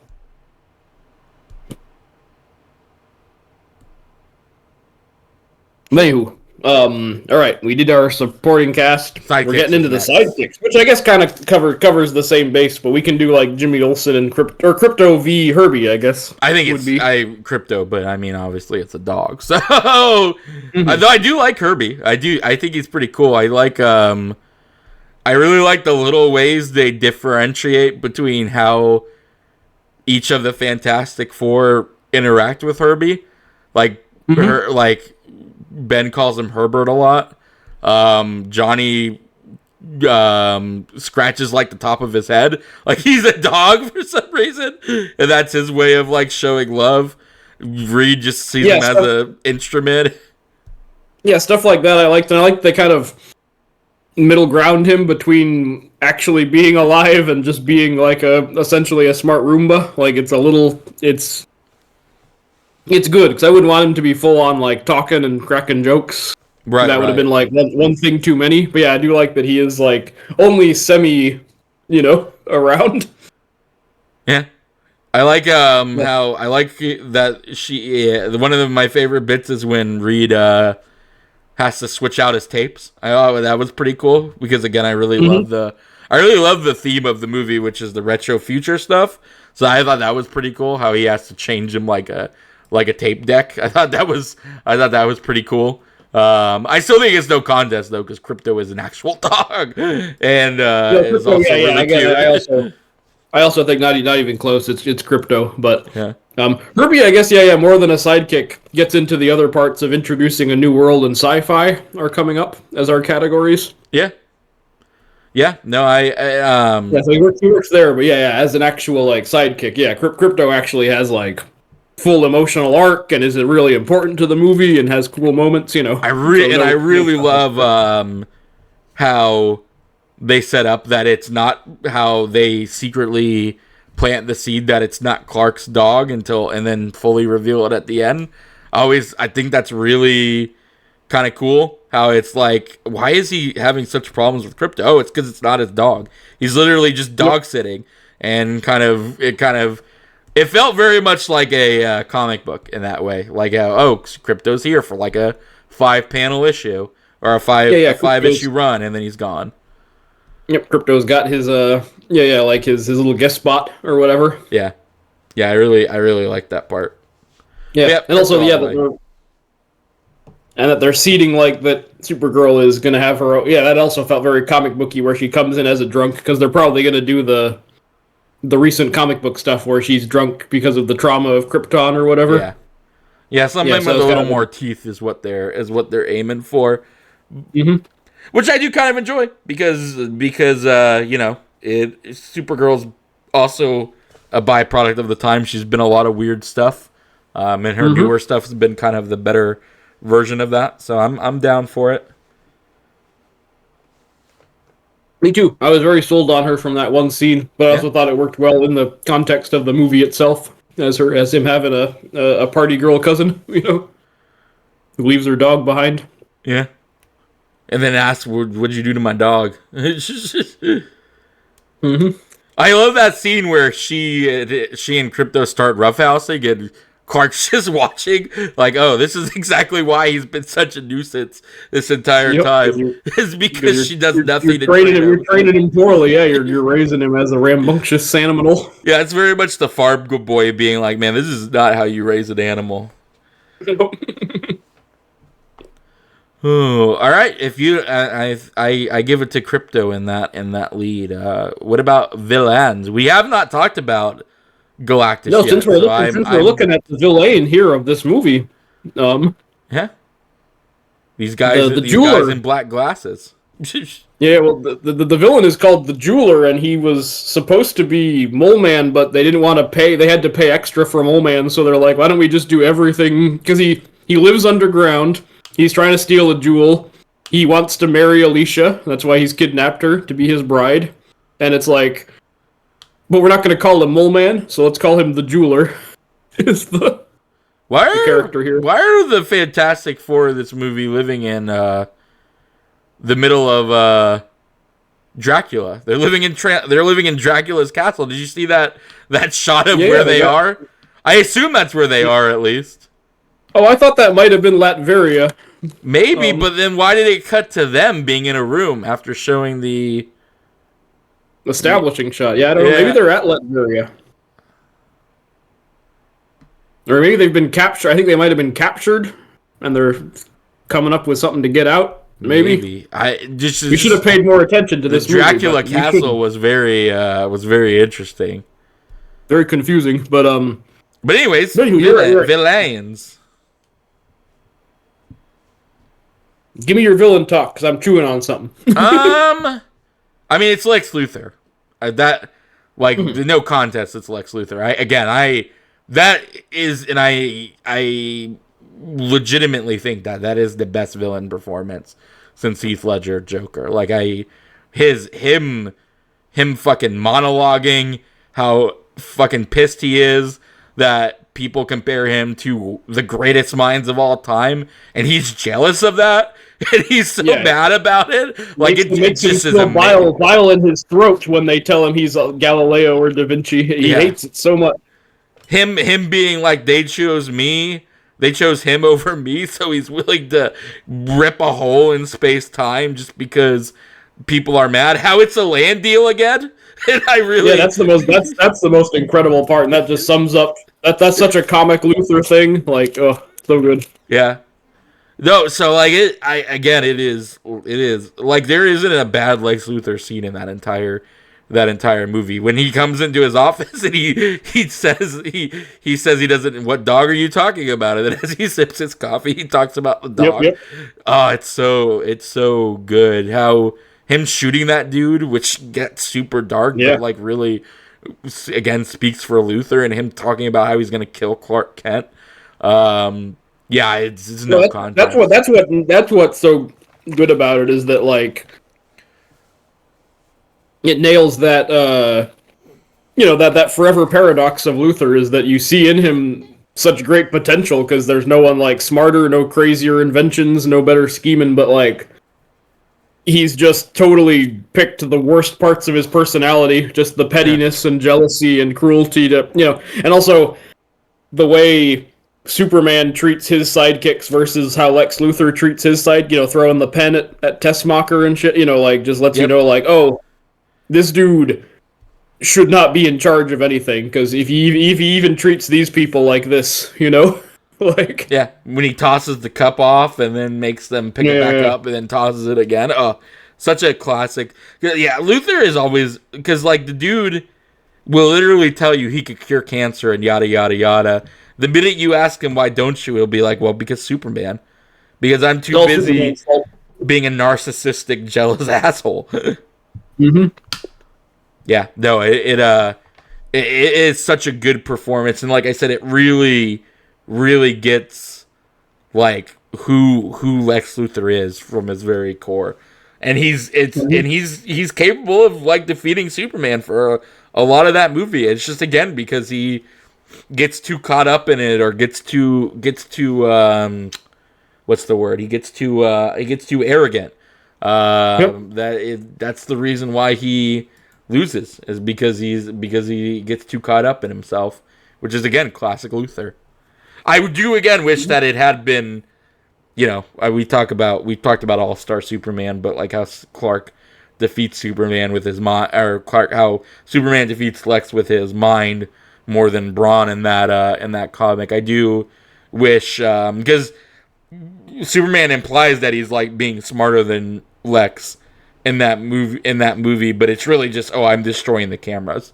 So that way you can no longer tell this guy what to do. And it's not even that he destroys them, really. It's more that he just tells Crypto to destroy him. So it's not really a great, like, I've gotten smarter than you, Luthor. Like you said, Superman 2, like you said off screen, Superman 2 is a better version of that, where he knows Lex Luthor is going to betray him. So he specifically creates a situation where that is to the benefit of him.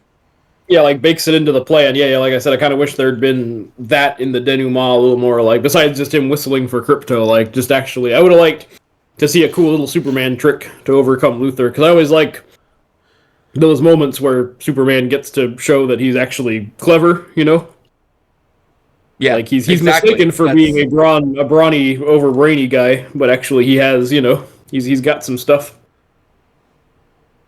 Oh, it's clobbering time. With all these Doombots wielding like assault rifles. Why are they all dressed like that? I guess that's a homage to the Doombots, but that is very funny.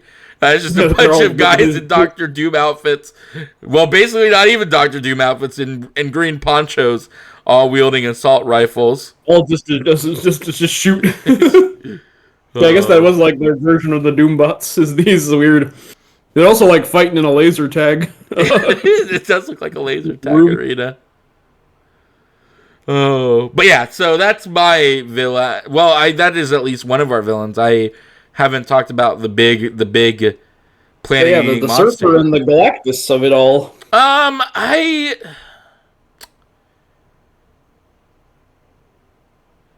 don't. Again, it speaks to the kind of the movie. Unfortunately, Galactus doesn't really do a lot in this movie, which I guess he really shouldn't, because we talked about this before. You don't want a Galactus that's a schemer, and I guess this. I was worried about that.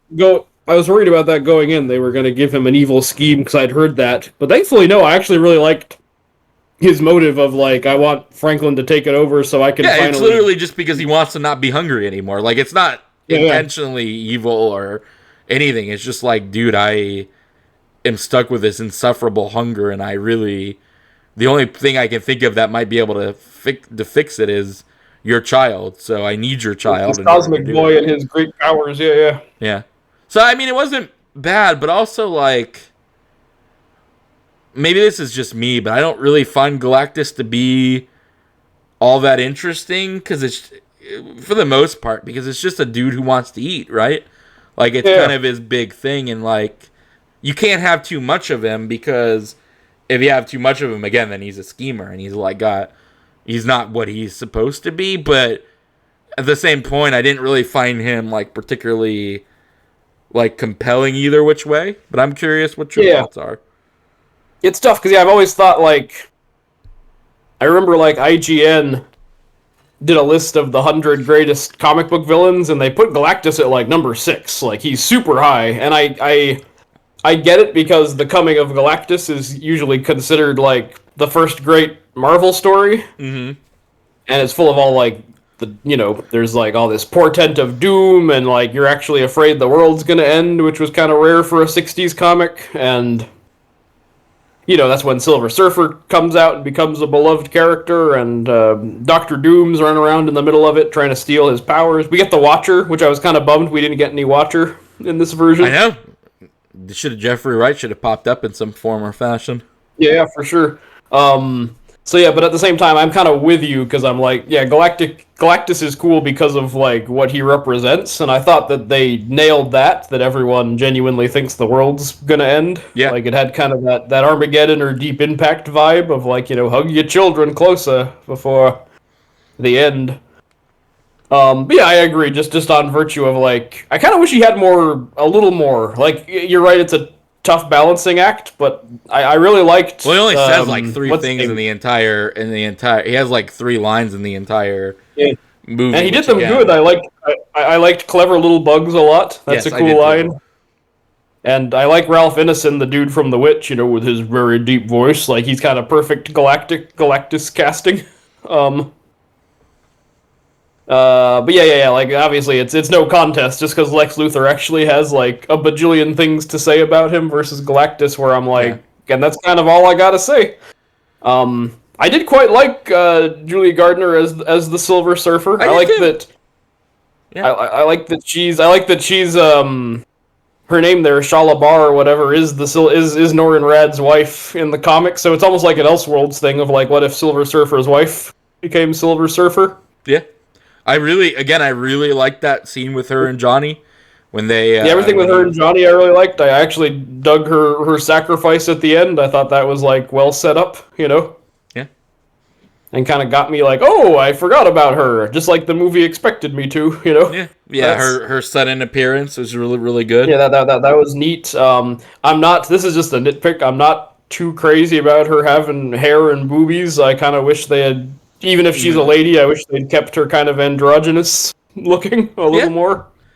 I That's just like 'cause the I'm not sexy as- I'm not as- alien I'm stuff not- though. That Johnny gets into. Like, I kind of enjoy. I guess you could still do that even if she was more androgynous in nature. But I do kind of like Johnny's line. Don't tell me how to shoot the sexy alien girl. Yeah, I that he's into enjoy. her, but yeah.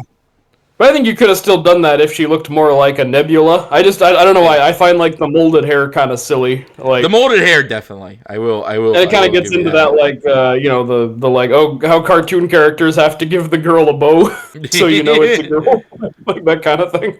But it's a nitpick. But yeah, I do kind of wish she just looked more like comic book Silver Surfer. I can agree with that. But she was good, and I think they were talking about Anya Taylor-Joy as her initially, which would have been my pick. But I can live with the Wolfman lady. This is sweet of Ben just wandering around New York, bringing his hands up. Saying hi. It's very kooky. No, and look, they don't like him. Yeah. He's ugly. He's oogly. I think they would have just been. I mean, I guess you have to buy into it because the effects are cheap. You have to assume he really looks like a monster to them. But Yeah. I am also just like, you would just assume he was like a Walk of Fame guy. Yeah. I don't know. Yeah, he's already moved on to being a homeless man in this one. I guess I guess he moved out of the Baxter building. He didn't want to be in that totalitarian government anymore. No, he's sick of all the horrible things he's done. But okay, let's keep going. We got introducing a new world, which I guess we can also dovetail into sci-fi. I feel like. So again, this is personal bias, but I really love the retro future look. I loved, like, their apartment was like, man, I would gladly live there if I could. And like the fact that Reed Richards had a giant ass chalkboard just dominating one section of it was really cool. I thought the spaceship looked really cool, really rad.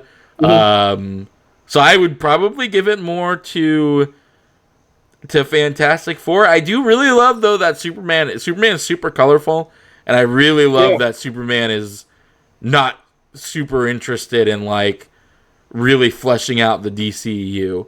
I do appreciate that it's just more focused on Superman and getting Superman set up.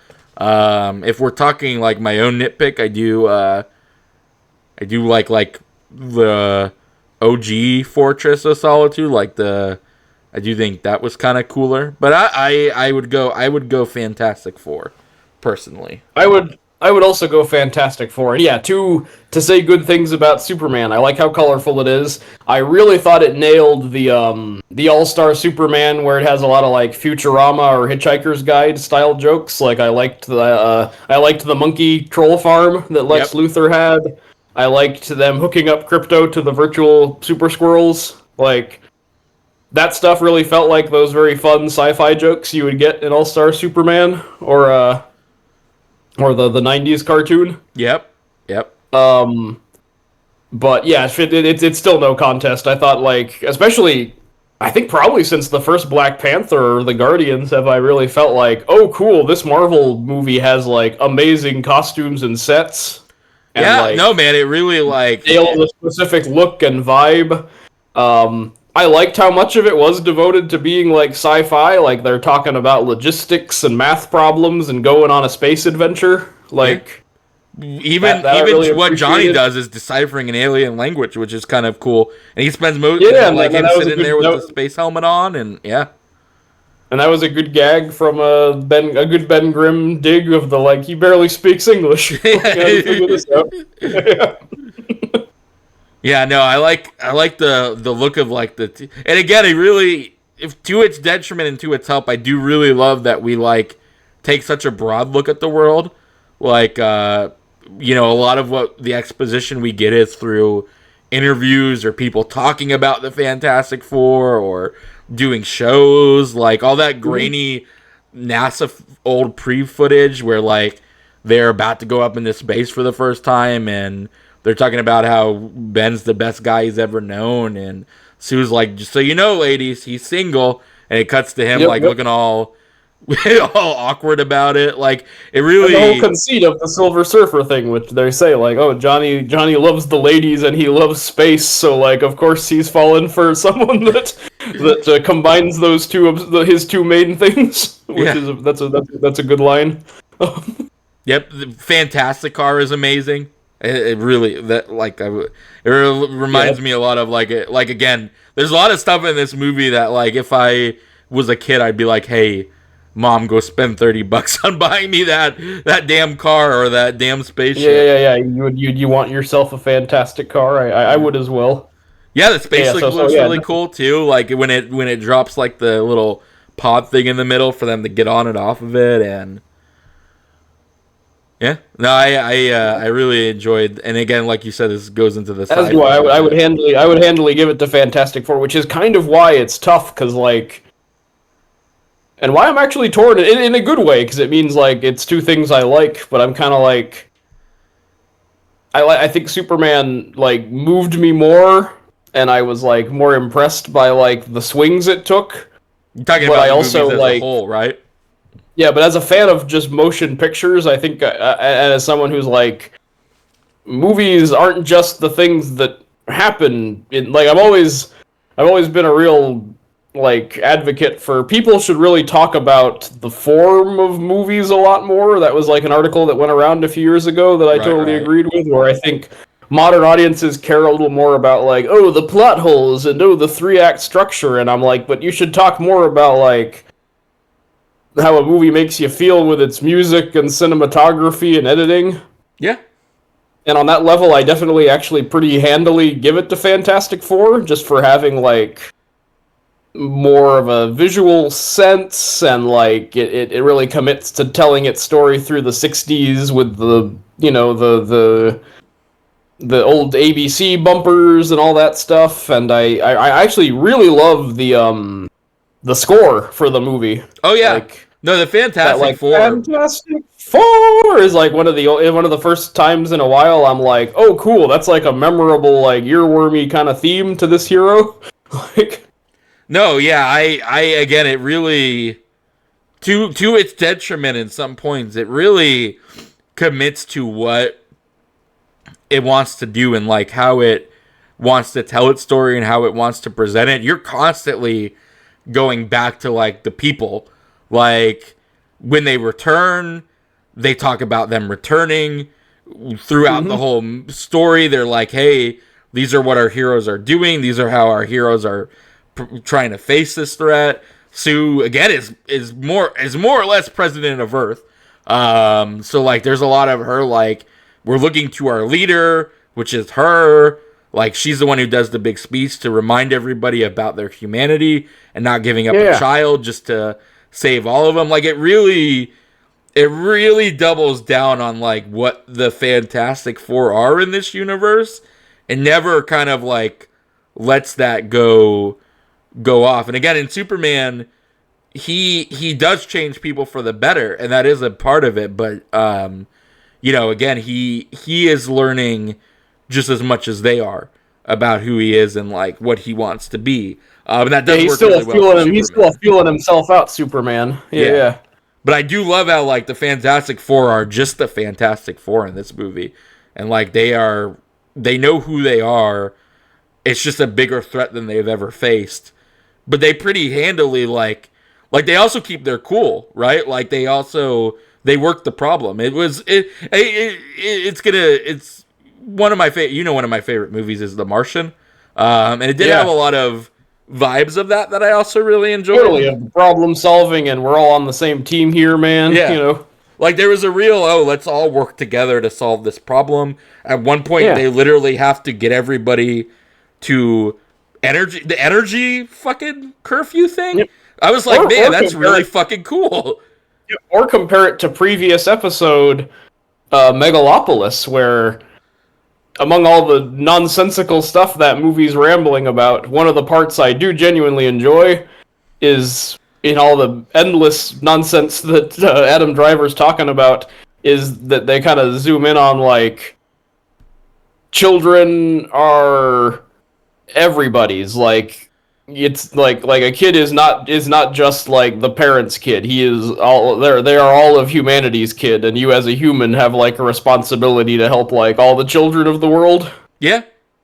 And I thought her speech kind of got into that a little bit too, of the like, no, we're all one family, you know. Like it was a real it takes a village. Yeah.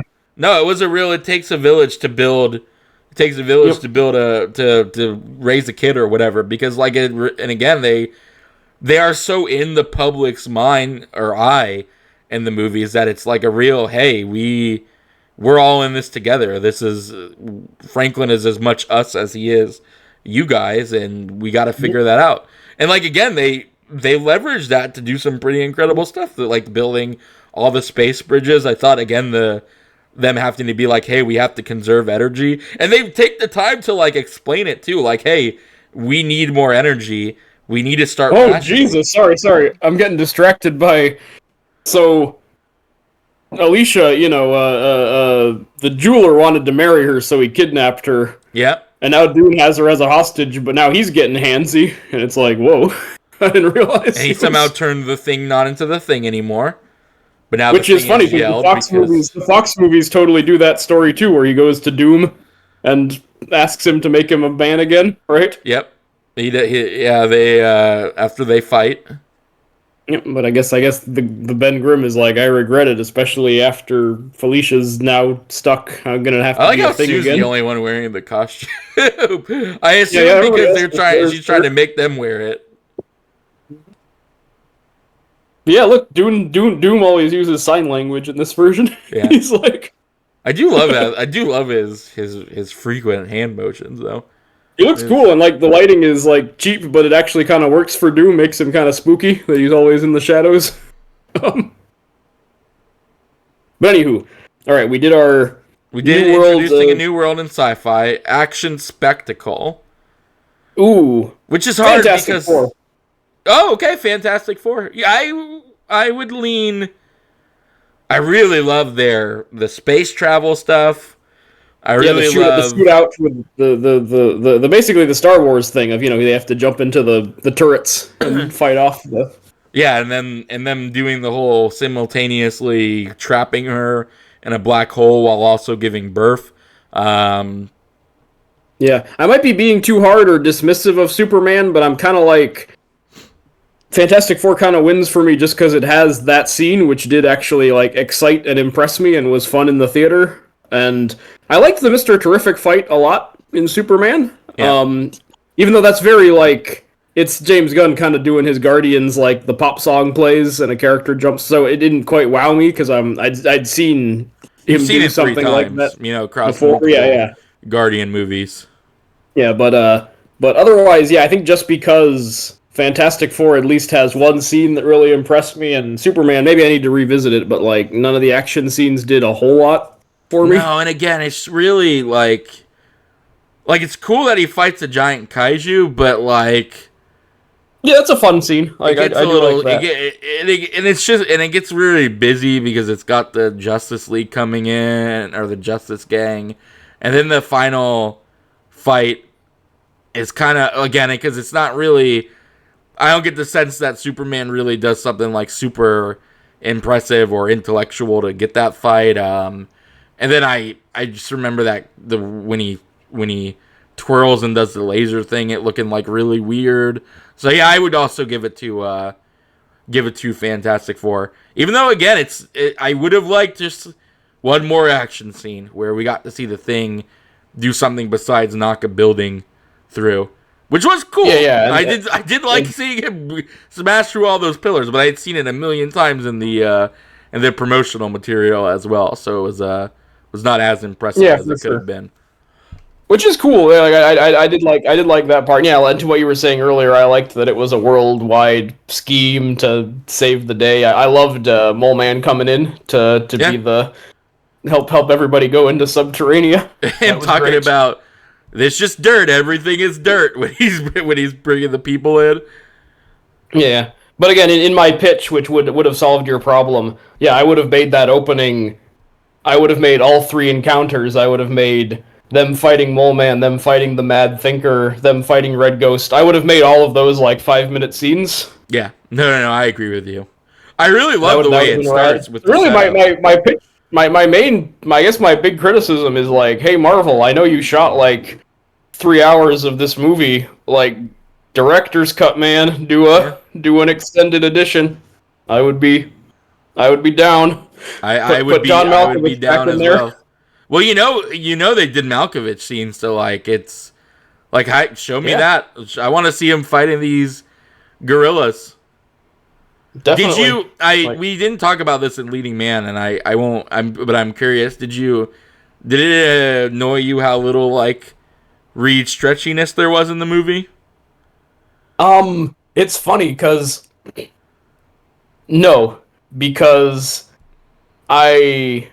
when they were doing it, it always reminded me like, oh, this always looks weird to my eyes. It always looks kind of creepy.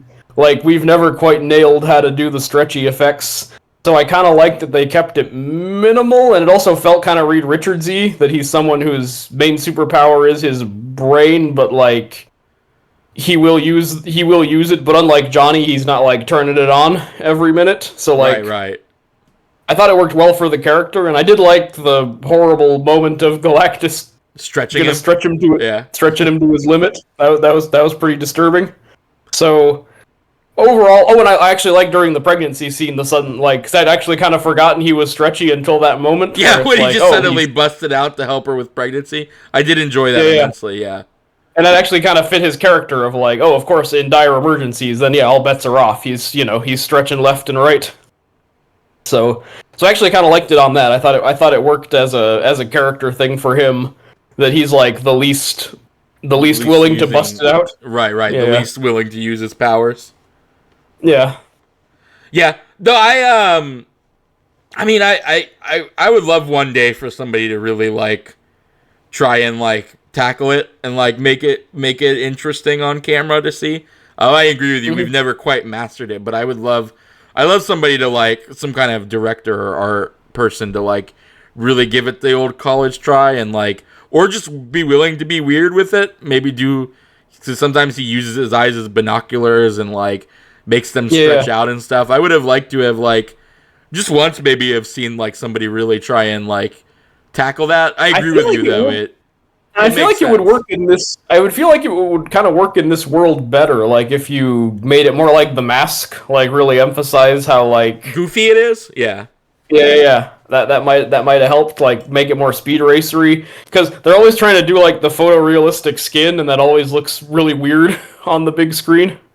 Yeah. No, I would have loved to have seen. Like I agree with you. It always kind of looks weird the way they do it, but really, it would be cool if somebody were to like really kind of like approach it and try to like figure it out, because there's a lot of really interesting stuff he does in the comics with it, and in like weird scientific ways he uses it, which would be really cool to like actually see somebody attempt to like figure out. Oh, look here, we're doing it in this movie. Yeah, he just uses his foot to kick a laser. Kick that laser gun away. Freeing them from their weird energy trap that Doom had him in. All It's right. clobbering time for real. It is clobbering time for real. All right. So we did action spectacle. We did the sci-fi. And now we have comic book nerd baloney. Yeah, so like which like nerds which movie did you think had more of a feast of like in jokes and references and like, you know, the and decisions or what, you know, like all the stuff us people who've read enough comics like to, you know, get into the minutia over. So I would say on actual like definition, probably Superman, because Superman does at least attempt to establish another world where, you know, again, the Fantastic Four are the main focus of it. But if we're talking like personal pick, I would maybe go Fantastic Four, because again, it's a world I really like. They really commit to like that world and making that world. Like it's not got a lot of, maybe it's not the most comic booky, but it feels very comic book in the way that they like it would be an Elseworld Fantastic Four comic for sure. So I would maybe go Fantastic Four, but I think if you take the literal definition of comic book nerd baloney, it would be Superman. Yeah, I go Superman because of just how deep the bench is and how much obviously James Gunn likes making like every single character someone from the comics, more or less, you know, in every line and even the countries like Busrovi or what, you know, are like from the comics. Oh yeah, no, 100%. Yeah. So there's that, but that's not a knock on Fantastic Four, because I think Fantastic Four, I really like how established that world is. That already there's all their cast of supervillains are all there. That, you know, we're getting Latveria at the UN. And again, like just that Mole Man is done so wonderfully. I gotta say, like if I were posting on the internet these days, I would probably make him my avatar, like Paul Walker-Hauser as Mole Man in that movie. And and like the little thing of them fighting the big kaiju, like, you know, in the recreation of the comic book panel, which I feel like everyone got, you know, including me, was horrified at how crappy that looked in the Little Caesars commercial. So I feel like that might have been why they cut so much of that opening out. I feel like that Little Caesars commercial was like market testing, and they're like, "Oh no, everyone's making fun of our CGI in that scene. Let's just make that the montage at the beginning." Yeah, I think, and again, Fantastic Four again could have used maybe a little bit more comic book nerd baloney, like you said, just maybe a few more supporting cast, maybe a little bit more to that, like that you said, a little bit more to that montage at the beginning, so we could see him fight some comic book nerd. Make that assistant character, make her Alicia. Like, why not? Like, she's already there in enough of a capacity, Like, it's so weird. It's so interesting in a movie where like the emphasis is on the world as a character as much as the Fantastic Four. By the way, it kind of looked like they were doing. It reminded me of the Human Torch flying there. You remember that Batman comic where it's the first computer 3D generated Batman comic, and it was like an old world. It looked a lot like that, because I have that. I have that comic on my shelf. I pull it out every once in a while because it's so. It's such a. It's a bonkers story, but it looks even more bonkers. Yeah, it looks even wackier than this 90s ass Human Torch. Yeah. But yeah, so it's just funny that he's using his stretchy hand again. He's trying to save his. And they're doing it more practical effects, where they're just giving him like extended arms, which kind of works a little bit. Like, yeah, it looks like you said it when they try and do it photorealistic. It looks very weird. Yeah, we do end this with one of the most disturbing stretchy effects. I remember the last shot of this movie is really disturbing. But anyway.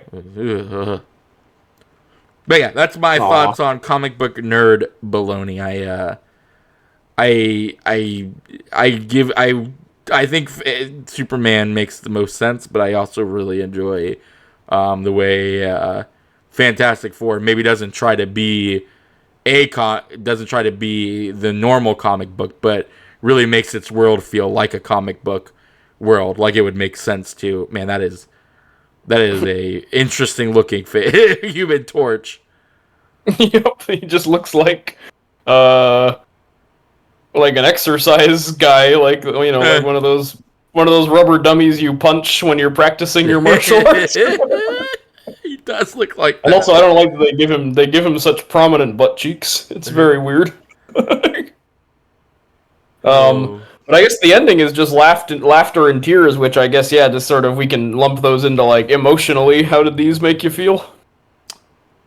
It's tough because I think both of them do both of those really well.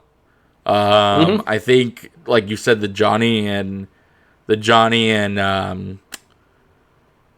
Ben stuff is really good because again, it's not like, oh, we just hate each other.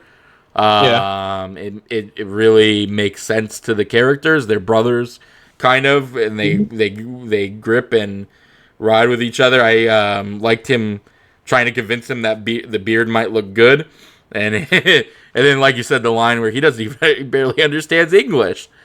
Yep. I didn't cry over anything in Fantastic Four, but I found this is sort of why it's tough because like I think I would probably go Fantastic Four as the movie for me in almost every category except just this one kind of is the big one where I just felt a lot more from Superman overall. Yeah. Yeah. Well, you can't be. I mean, again, it's there. It is. Look at that. That was terrible. That was terrible. Yeah, they're showing it more. But it comes down to like who it does. It comes down to who's in the director chair too, I think, and who's like writing. And like you said, James Gunn is a lot better at this kind of stuff than maybe the person who was doing it for Fantastic Four. Matt Shackman, who I do want to see. He's only directed one other movie. He directed a movie called Cut Bank with actually John Malkovich and Liam Hemsworth and Billy Bob Thornton. It's some kind of crime thriller noir. But he got this job because he directed WandaVision, is what made him. Which, to be fair, like WandaVision is if it makes sense that I enjoyed Fantastic Four as much as I do because again I think WandaVision is probably the best of the TV bunch. Yeah, I would agree. And really commits again to what it's attempting to do. And really commits to what the concept of that show is. In a way I really enjoy. So yeah. I'm glad that dude got to do something else because he really Marvel should let him do more of these like niche things.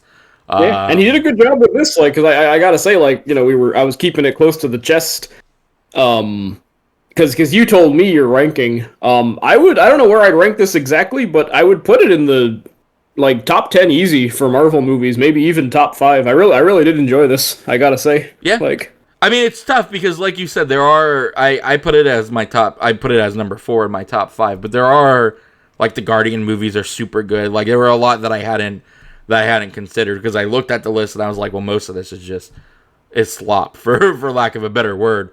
Yeah. So it's hard to figure out a top 5 when you put it in like Guardians and like stuff like that. But it would definitely at the very least be in a top 10 for me. I really like it. It didn't nothing Superman. I in the big laughter or tear section. I think it is Superman. I do find it funny. Like I do think Fantastic Four is really really funny. But nothing in it really made me cry. Per se. There were no big like. There were some really good speeches, but there were no like real big emotional standpoints when she.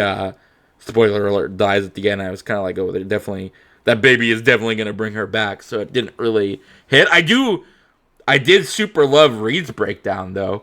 Like he was, he acted it super well. Yeah, like that part was good. But I definitely that one didn't get to me just because I've joked about this for years, like whether it's Harry Potter when you think he's dead or when it looks like Tony Stark dies in the first Avengers before the Hulk wakes him up. I always compare it to the Disney Jungle Book from the 60s, where Baloo is dead at the end, but then he wakes back up and tells Mowgli, like, I was just taking 5, playing it cool. I always use that line for those kinds of scenes. I'm like, no, he was just taking 5, playing it cool. So yeah, when Sue was dead, I was like, in my head, she's just taking 5, playing it cool. Exactly. It's it's and of course they're gonna come back alive because they're it's the Fantastic Four and it's the first movie. But yeah. So it didn't really but there are genuinely tearful moments in Superman and real emotional just hidden it really, and again I think that's more maybe again James Gunn knows how to bring it. And also, honestly, a lot of it's just because Lex Luthor, I think, is a better character than any of the Fantastic Four in this movie. As much as I like him, and so thus Superman's big speech to him at the end is gonna hit me just because the emotions are so real on Nick Holt's face, even though he's a monster. There's stuff. There, and I think also the emotions in Superman are way more complicated because it's about doing the right thing even when nobody thinks you should, and how do you just keep moving in the world?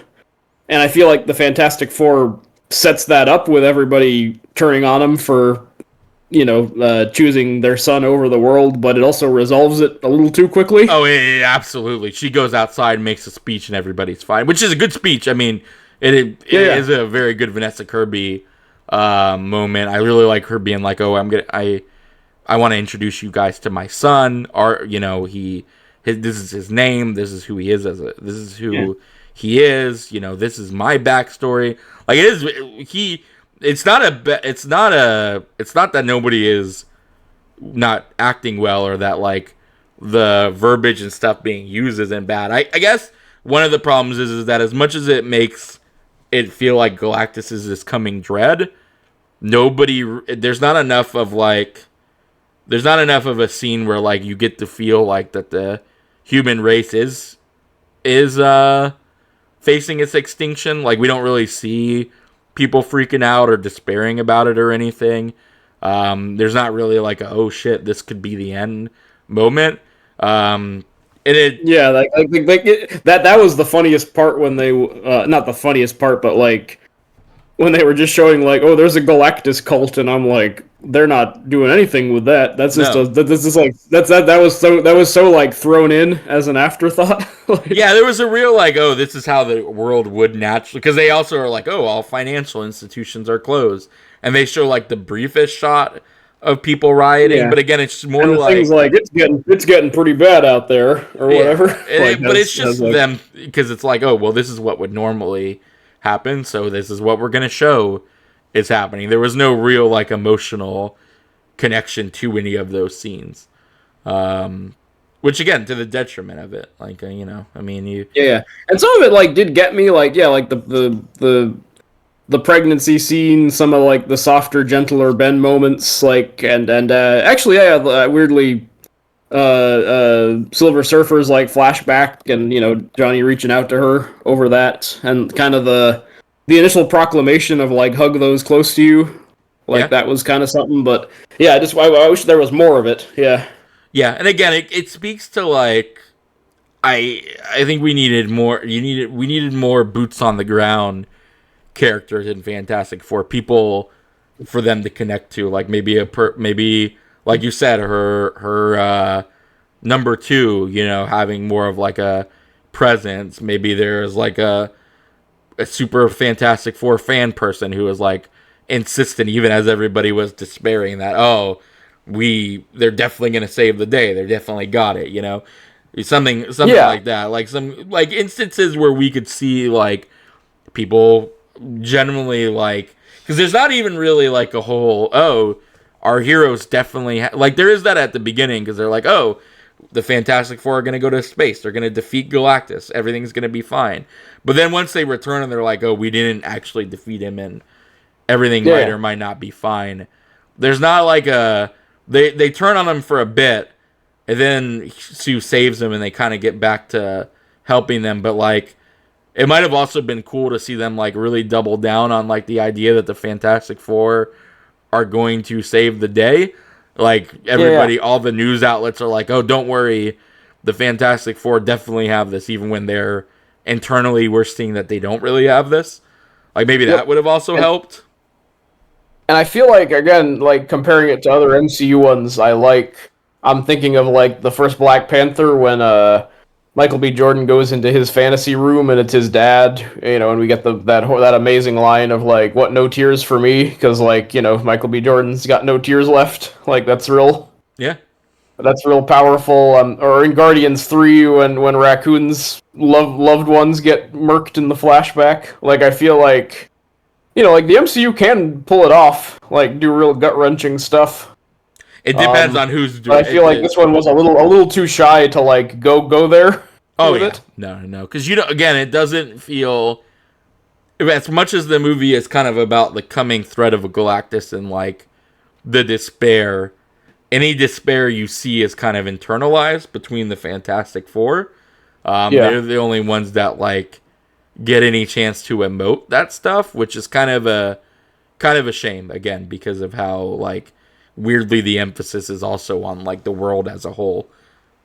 Yeah. I guess that's kind of a downside of making a movie about the president, essentially, where it's like, yeah, they're in their tower making their decisions. We're never really gonna like feel the ground because she's essentially like Jackie Kennedy or whatever. No, she literally is like president of the world. Like it's not said directly, but like she's the one who gets everybody on board.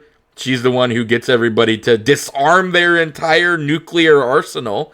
That's a thing that happens based on the power of her. Speaking of, we'll get into that Superman-wise when we do Superman 4, The Quest for Peace. Oh yeah, because he does that in that movie too. He also does it in the Justice League cartoon, which is funny. Yeah, that's right. But yeah, they compare it to Superman, which is like, again, it's super emotional. It's really, like you said, about doing the right thing, even though everybody says it's the wrong thing to do. It's about coming to terms with like what you thought your parents wanted for you versus what their intentions were.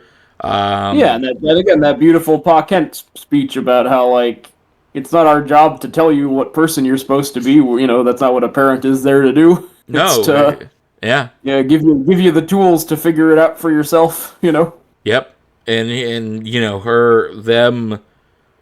the love story between Lois and Clark, I felt was really good. Him trying to insist that he's punk, and her being like, "That's not punk." And then the "I'm a punk rocker, yes I am." Yeah. Mm-hmm. I didn't super love. This is a small nitpick, but they did do a bit of like Sue and Reed being at odds with each other that I didn't super love. When she tells him that she hates that side of him, that he's always thinking of the worst outcome. I didn't mind that part so much. Yeah, it's a small nitpick. But, like, of course he's going to think that maybe we should just give the baby up to Galactus to save the world. There's a million people. There's, millions and millions of people, and her being all mad about it. But it wasn't like it. It's, like I said, a nitpick. I just think that, the way they portrayed her, I would have been like, well, I'm sure she would have thought about it as well.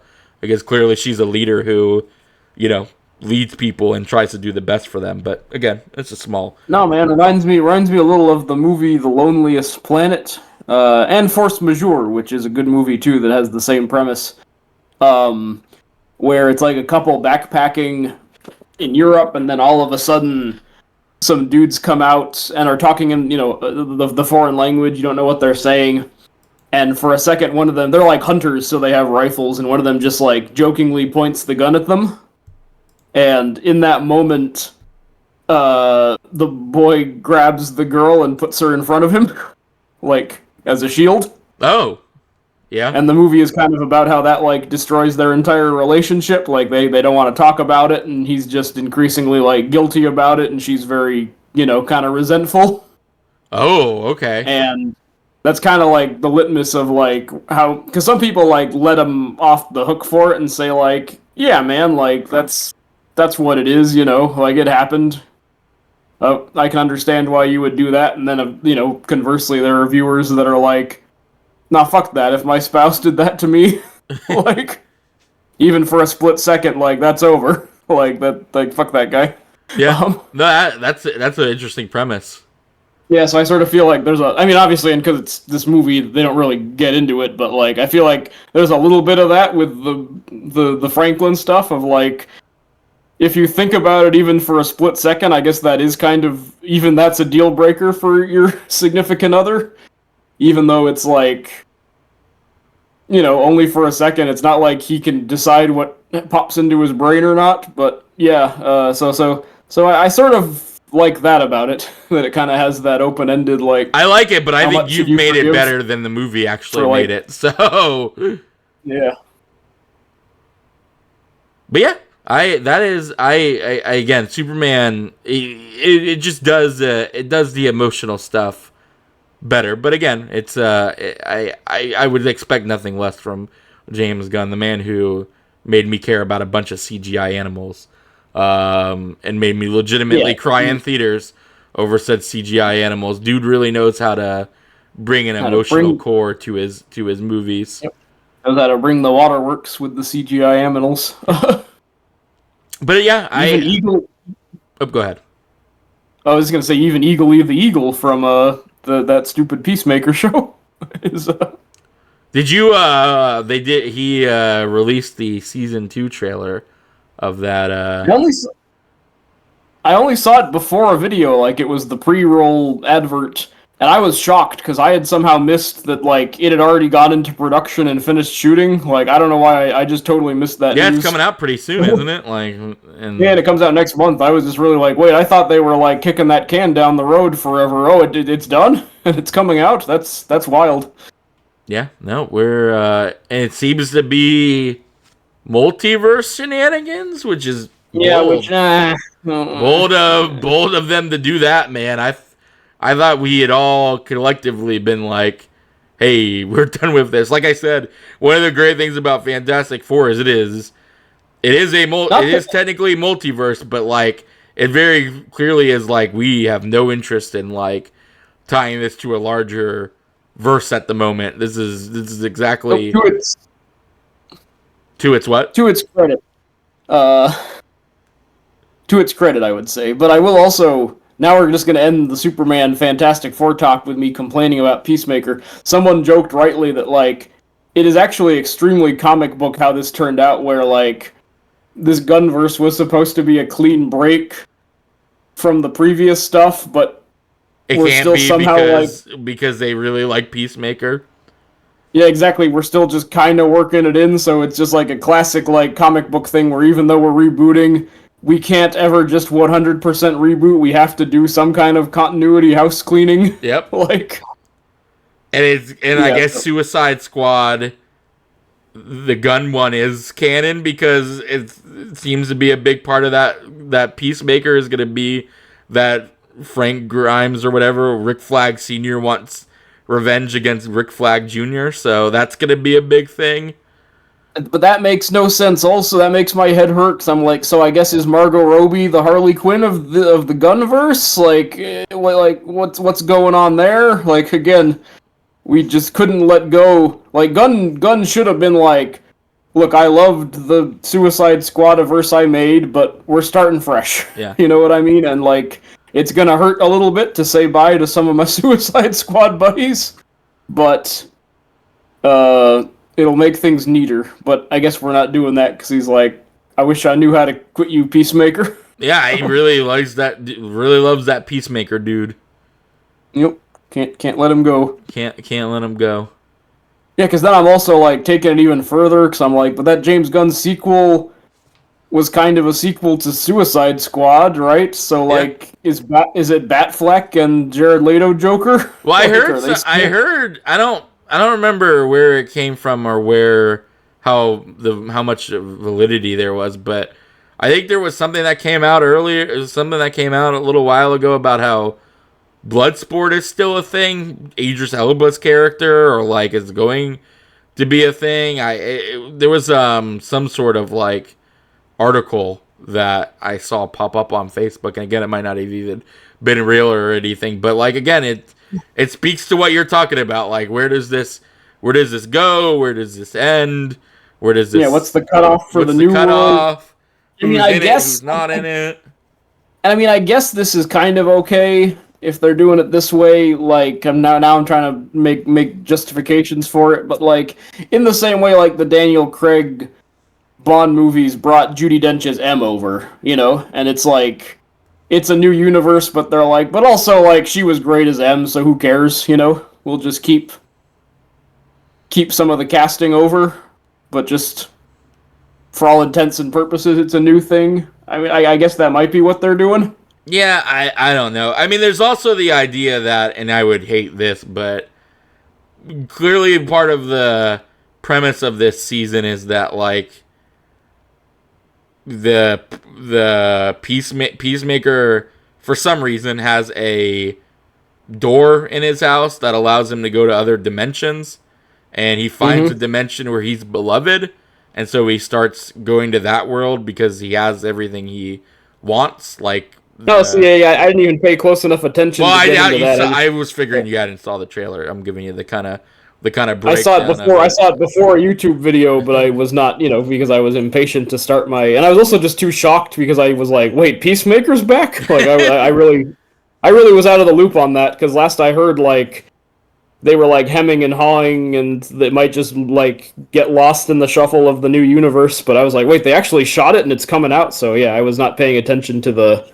premise, except that multiverse shenanigans were going on. Has like Rick Flag Sr. wants to hurt him because he killed his son, which fair.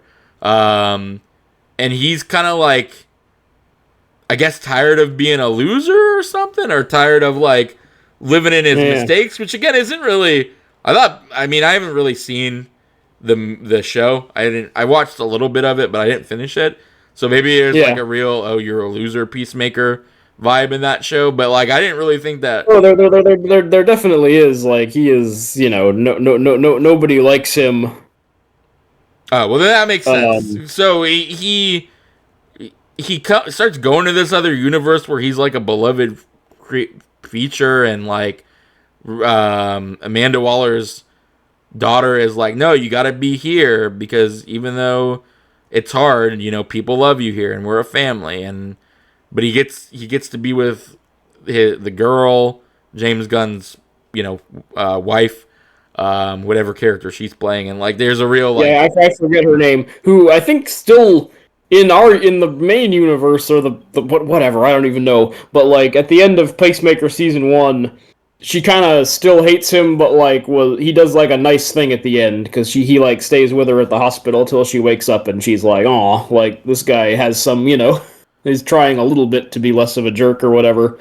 But I think it still pretty much ends as like, you're a loser peacemaker, but you kind of did us a solid with like whatever was going on, that season. Gotcha. Yeah, they're trying to make him like you've got family here, but I really want to go and live in the other world where I'm beloved. But again, so I wonder if maybe the Peacemaker we see in Superman, because he does have a cameo, I wonder if maybe that's the alternate universe Peacemaker, in like the John Cena Peacemaker that we know and I guess love, is from another universe, and like that's gonna be how they get him in and slash make all this stuff work. Again, it's very interesting that we're still doing multiversal stuff. Yes, very much. We still can't get over this multiverse crap. Even really in the DC universe. Yeah. Even though objectively, I mean, if they're doing what you described with Peacemaker, I will say that is kind of funny that he like infiltrated the new Gunniverse, and that's why he's like popular on talk shows. Like, that's what I'm thinking. I think it would at least be interesting and funny. There's also a Venture Brothers gag, spoilers, in an upcoming episode about that, where Dr. Venture enters a parallel universe where he sees himself as a success, and the first thing he does is Well, we then see the good Rusty Venture like kicking him back into Dean's room and saying like, "Keep this guy out of my dimension. The first thing he tried to do was kill me with a rock and take over my life." Which, if they're doing that with Peacemaker, that would be very funny. that is so freaking funny. Oh, all right. Superman v Fantastic Four. Do you have so at the end of the day, is there one which one do you think is the better summer superhero blockbuster? Again, I actually kind of I'm genuinely torn. Like back against the wall, I would probably pick Superman, but honestly, like I think as a movie that pushes the David buttons, Fantastic Four kind of is my choice. So I don't know. I'm actually. It's very much a you and me kind of movie. We're space boys. Yeah. We grew up I'm in a space Florida. boy. I like. We're, as NASA folk, and we like our retro future stuff. I really dig the retro future. I really, promotional wise too, I know this is not necessarily part of the movie, but I really love what they did promotional wise as well, where like you would see like, oh hey, try Fantastic Four suits, or hey, this is the cologne that Johnny wears. Like the world building is really fun for me. Even though it's all promotional. That stuff was all very cool in it. Yeah, and them doing all those like Good Housekeeping magazines with Sue and Richard as the perfect couple or whatever. Like that stuff's good. Yeah. I honestly wish, and maybe this would also have helped the movie. Remember how in the trailer there's like a interview they're doing where like they're actually inviting people into Fantastic Tower, and he's like, "Oh, we never miss family dinner" and stuff like that. That stuff should have made it into the actual movie. I agree, which again gets into why I almost never say this with a blockbuster, but I'm like, give me that 2.5 hour, 3 hour cut, man. I would be down for it. Yeah, it would have helped to have made it all feel a little bit more connected. But I think I'd go Superman as well. But man, I would go see, if I had a choice, if Jamie came up to me today and was like, hey, what movie do you want to go see? Do you want to go see Superman again, or do you want to go see Fantastic Four again? I would probably pick Fantastic Four. Same, which is kind of surprising. I guess like a big part of why I'm a little more Team Superman, even though again, actually, it's kind of funny. When I pitched this, I was more excited for like, we're gonna put these movies head to head, but actually, it turns out it's like both movies I actually kind of like. So there's not like I'm more like, hey, the real answer is I'm glad I have both, because it's two superhero movies I liked, 3 if you count Thunderbolts in a year, which is like it's been nice a minute to like superhero movies again. Like it legitimately is. We're both comic book nerds. I'm a little bit more on the current beat than you are, but like that's a big thing of like how we started talking, and how like what like our childhood was like is comic books, and liking these heroes and stuff. And I remember, watching stuff like Avengers and stuff and Iron Man, and us going to see it in theater and being like, hey, it's really cool to see like comic book people that we really enjoy on the big screen. Yeah.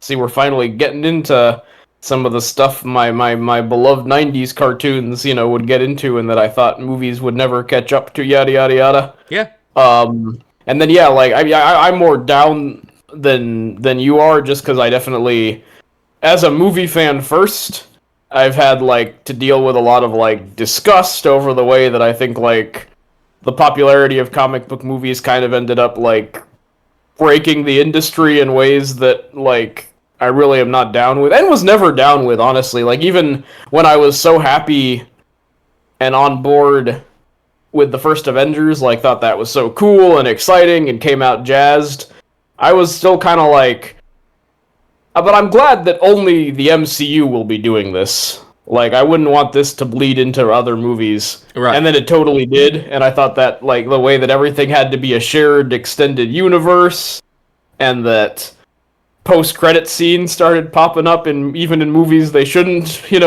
have been. Like, I've sort of struggled with, like, how I think Hollywood used the superhero trend to, it almost killed movie. And you watching so, like, I'm definitely, like, way more down on them as a... Like, I checked out way earlier, like, me around, like, Civil War... Like, Ultron to Civil War is kind of when I was like, oh, the fun is kind of wearing off, Like, I'm really... That Capri Sun has been squeezed so thoroughly. Exactly, I'm not shaking out drip. Yeah. And then it's just been diminishing returns, but... So, to my point being, like, even an old sourpuss like me can kind of be like, hey, in the year of our Lord 2025, I gotta say, the 3 superhero movies I've watched, I've mostly enjoyed them, which is kind of shocking to me. Yeah, and again, like you said, it is a very... It is safe. And both of them are very safe in ways that work very well and like work against it. I am totally on your board with like, hey, give me a director's cut of Fantastic Four. Like I think whatever some of the stuff they cut, I would at least be willing to guess is maybe to the detriment of the movie as a whole. But yeah, I would maybe lean more Superman as well. It's got a lot of heart. It really swings for the fences. It really like tries to like establish what it really does a good job of establishing who Superman is. We have talked before. If we're talking Supermans, I do still think Superman 1. I do think that the Christopher Reeves is just he is Superman. It just from like the minute he puts on that costume, a dude is living, breathing Superman. Like it is basically he does what Nicholas Hoult does it for Lex. He does for Superman. I will say, it was like one of his very first, like it was like his second movie, I think. So like, which is crazy in and of itself. Yeah, even that. Yeah, which kind of speaks to like, and he's good in other movies. We should do a commentary on Death Trap, which is a really fun like comedy murder mystery thriller he's in with Michael Caine. Ooh, that does sound good. But like it does kind of speak to like, yeah, they just found this dude who just happens to just be Superman. You know what I mean? Like they just found him in the real world. Yeah, no, it's incredible. It's an incredible performance. I will say one thing that Fantastic Four has over Superman is while Superman 1 is my favorite Superman movie, this Fantastic Four is definitely my favorite Fantastic Four movie. Oh yeah, I think it's the best one in a walk. Even though we did just watch the '94 one, which is pretty close. Yeah, pretty good too. It looked pretty good of what I saw of it. With butt cheek Human Torch and the Human Torch and Doctor doing his captions for the hearing impaired with his hands all the time. Yeah. But yeah, actually, I'm with you that I would probably go back to this one in the theater over Superman. Also because I feel like I would take something very special to go see the outer spacey stuff. Oh yeah. This is definitely Four. I would definitely this would definitely be. I'm actually kind of curious how it would work as an altered states experience, because it's definitely, I know some people, just from me glancing at reviews after I went, I know some people are saying they found it a little too mopey for a lot of it, because once Galactus shows up, there is a lot of like, we're just bummed. But I liked it. I like that aspect of it though. Yeah, me too. It wasn't immediately like, oh, we can defeat this and we can, fix it. I like the little bits of comedy, like in between all the dread, like how Sue's like, he thinks the baby sleeps, or her capacity to keep like going invisible and just popping up on the bed, and how much bed hates it. People shouldn't just appear like that. Yep, that part's good. Yeah, man, I like Ben like trying to be like, hey, I read the baby books, like his heart's in the right place, but then being like, oh, he's so off with all this crap. Yeah, that was good. Yeah, him freaking out when she pops in. And yeah, her coming to her little brother Johnny's room, I thought was really good. Like Yeah, all that. their interactions are really great. Where she's like, "Okay, you might have something." Yep, all that felt pretty good. So that's kind of where I go. Where I'm like, I think Superman is, and also I think Superman had a little bit more of the surprise factor. Not that I didn't, I thought I would like it, but like, I think because it felt very different from what I initially thought it was going to be, but then like ended up tackling things I did not think a Superman movie was ever going to tackle. Like him being like, "No, man, I'm going to go against the U.S. government to like stand up for this country that's clearly getting, you know." Well, we like, talked about it before, but we talked about it before off screen, but it does what Man of Steel and Batman v Superman tried to do, but 100 million times better. Like in this day and age, if you had told me before this movie that it was going to be Superman versus the government and like whether or not he should have intervened in a conflict or not, I would have been very apprehensive going into of the like, theater. God, we're doing this again after all the Zack Snydering. But yeah, like they did it super differently and super well. Yeah. So I think that's also why I'm a little. It's funny because like I'm still like I would rather watch Fantastic Four again, but I think like just the surprise of Superman kind of makes me a little more fond of it. Oh yeah, Like in that way. Yeah. Whereas Fantastic Four, it's mainly just like, oh, like finally they did what comic book fans have been telling them for years. If you just do the coming of Galactus as a movie, that's going to be a good movie, you know? Yeah. Like if you actually commit to it. And the surprises or in the uniqueness of it, again, making it retro futuristic and all that stuff. I really like how, it's kind of, I don't super love that he wants to eat. I don't mind actually that he wants to eat Franklin. But I did like the fact that the pregnancy was kind of centered around it. Again, it's another aspect that maybe could have been longer. It's just them, trying to get ready for baby, while also like trying to tackle this threat. Just a little bit more. Honestly, go ahead. I like that it just starts with them in the bathroom, like really intimate. Yeah. But I'm also kind of like, editing wise, would it have been cool if it opened on one of their fights and then the baby maker? How do you... Potentially, I do think it. I do. It's kind of crazy that they don't even do the the MCU fanfare intro thing.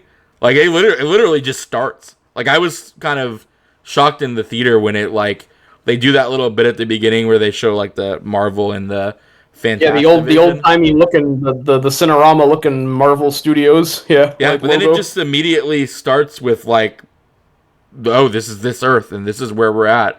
It was a little jarring in theaters, I guess just because I'm so used to them doing that fanfare MCU silly thing that they do for every movie. So like you said, definitely, it might have been better to have it start with a fight and then the pregnancy reveal. Did you like that more or less than the goofy ass DC logo of Superman in chains and then he breaks out? I mean, I think I might like the goofy DC more Superman in chains because at least the new DC logo, yeah. Because again, at least it harkens Superman back to oh hey, this is DC Comics. Yeah, and I definitely prefer it to the MCU's one where I think other people have said this that it's really tells you what's going on with the MCU now that the logo used to be a bunch of comic books flipping by, but now it's just the heroes from the movies. Yeah. Yeah, and how that feels like they lost a little bit of their caring about the source material for a while there. No, I agree with you. We've talked about it. The state of Marvel Comics being what it is right now, and their desperation to cling to the movies and their desperation to cling to old arguments. It's funny enough. Ultimate Spider-Man is they just revealed at Comic-Con that Ultimate Spider-Man is coming to an end on issue 24 or something, and I suspect one of the reasons why that is happening is because they're finally bringing the MJ and Peter stuff back in the main universe, and I have a feeling they're getting rid of Ultimate Spider-Man to kind of like shepherd people back, because the Ultimate Spider-Man consistently does better in sales, as you would expect, because nobody likes Amazing Spider-Man anymore, the main issue. And I have a feeling they're trying to get rid of the because of Paul and the death of Miss Marvel. Like, there's just been a lot of like, what are we doing here? Kind of like Paul, the death of Miss Marvel. Yeah. There literally was just a whole run where like Peter gets shown like the futility of life, like, and he goes through a nothing matters anymore and like just stops saving people and stuff, which is bonkers. My favorites. I love when. Does he throw his costume in the trash, like, for the 80th time? I think he does, or something similar to that. But, like, it's bonkers to think of, like, a character of Peter Parker, like, being shown how futile life is and just totally not... And the only reason why he goes back to caring is because Aunt May dies temporarily, and he has to use magic to save her. Dies for the 80th. She also dies for the 80th time. I'm excited for that. That is so I have a feeling that one of the reasons why that comic is ending is because they don't want the competition of another run being Peter and Mary Jane centric. But yeah, so Marvel in its comic books are in a very weird place. Whereas I think DC is kind of like, I mean, relative to like the fact that nobody really reads comics anymore, unfortunately. I think DC's having a better time of celebrating its characters than I've heard this from people. Like I think I sent something to you. Someone was saying that like it's such a goofus and gallant thing because, you know, like you make a movie and people are like, oh, that's cool. You know what? That's got me in the mood to read some Superman comics. I better go to a local comic book store, pick up off the shelf. Because, you know, like, I'm jazzed on Superman coming out of that movie. And they were kind of talking about how, like, the differences couldn't be stronger with how well DC has prepared for that versus Marvel. Because, like, you go to pick up a Marvel comic after you watch Fantastic Four, and, like, the room's on fire. It's like that Community meme of Donald Glover coming back into the room with the pizza and everything's right. No, burning. It is a and like DC did like a whole summer of Superman. As far as I know, I didn't really follow it, but like, and they have a really good Superman writer. I think it's Brian Hickman is the current Superman writer. Don't quote me on that. Who is a mainstay when it comes to comics. And they did like a whole... The premise I remember was being really good, where Lex like gave Superman LexCorp and turned it into Supercorp, and everybody was like, "Okay, we work for Superman now. We gotta help Superman." Yep. You have the full might of all of our scientific thinking behind any problem you might face. I remember that being really good. Lois Lane was just like Superwoman for a really long time. It might still be. Mm-hmm. Superwoman, I don't know how she got her powers, but she got her powers. So like again, it's real like even Batman. Like when I turn into Batman, like there's a real emphasis on like portraying these characters positively nowadays. Yeah. Marvel just likes to beat up its superheroes. Like when you get down to it, that's not just the consensus for like, Peter. And for like petty reasons, which gets into this because like I was reading how like that recent run on Superman people really love and like say like, oh, it's one of the best comic runs for Superman in a long time, and how DC knew to be like, and also DC released like those big omnibuses of like, here are classic comic books that inspired James Gunn's Superman movie if you want to check them out, you know. Yeah, exactly. Like, and they knew how to coordinate it to be like, we really want to make sure like the comics are like really shining right now so that we can capitalize on the movie. Whereas, like, Marvel famously got rid of the Fantastic Four a few years ago, like, as a title. Yeah, and they are like, back nowadays, but... Yeah, and, like, brought them back half-heartedly, but it was real, like, you know, you're gonna walk in and be like, Oh, I'm entering Marvel during a pretty rough patch. If Yeah. me in 2025 wants to like pick up a comic book inspired by one of the movies, you know. And Marvel doesn't have any real, like, I don't think that Marvel has any real interest in, like, trying to promote their comics anymore, which is also sad. Because, like you said, there are like, oh, hey, if you like James Gunn's Superman, come read these comics that inspired it. Like, I haven't seen, and I might be wrong, but I am a guy who's pretty into the comic books. I do get a lot of like their promotion and stuff across my feed. I have not seen a real, oh, hey, you really like the Fantastic Four. Well, maybe you should go read this comic, or hey, celebrate the Fantastic Four with buying one of these comic books, etc., etc. Yeah. I just don't see them doing that like DC does, which again is sad because like comic books are already in a rough enough patch. They Exactly, don't and need then you to.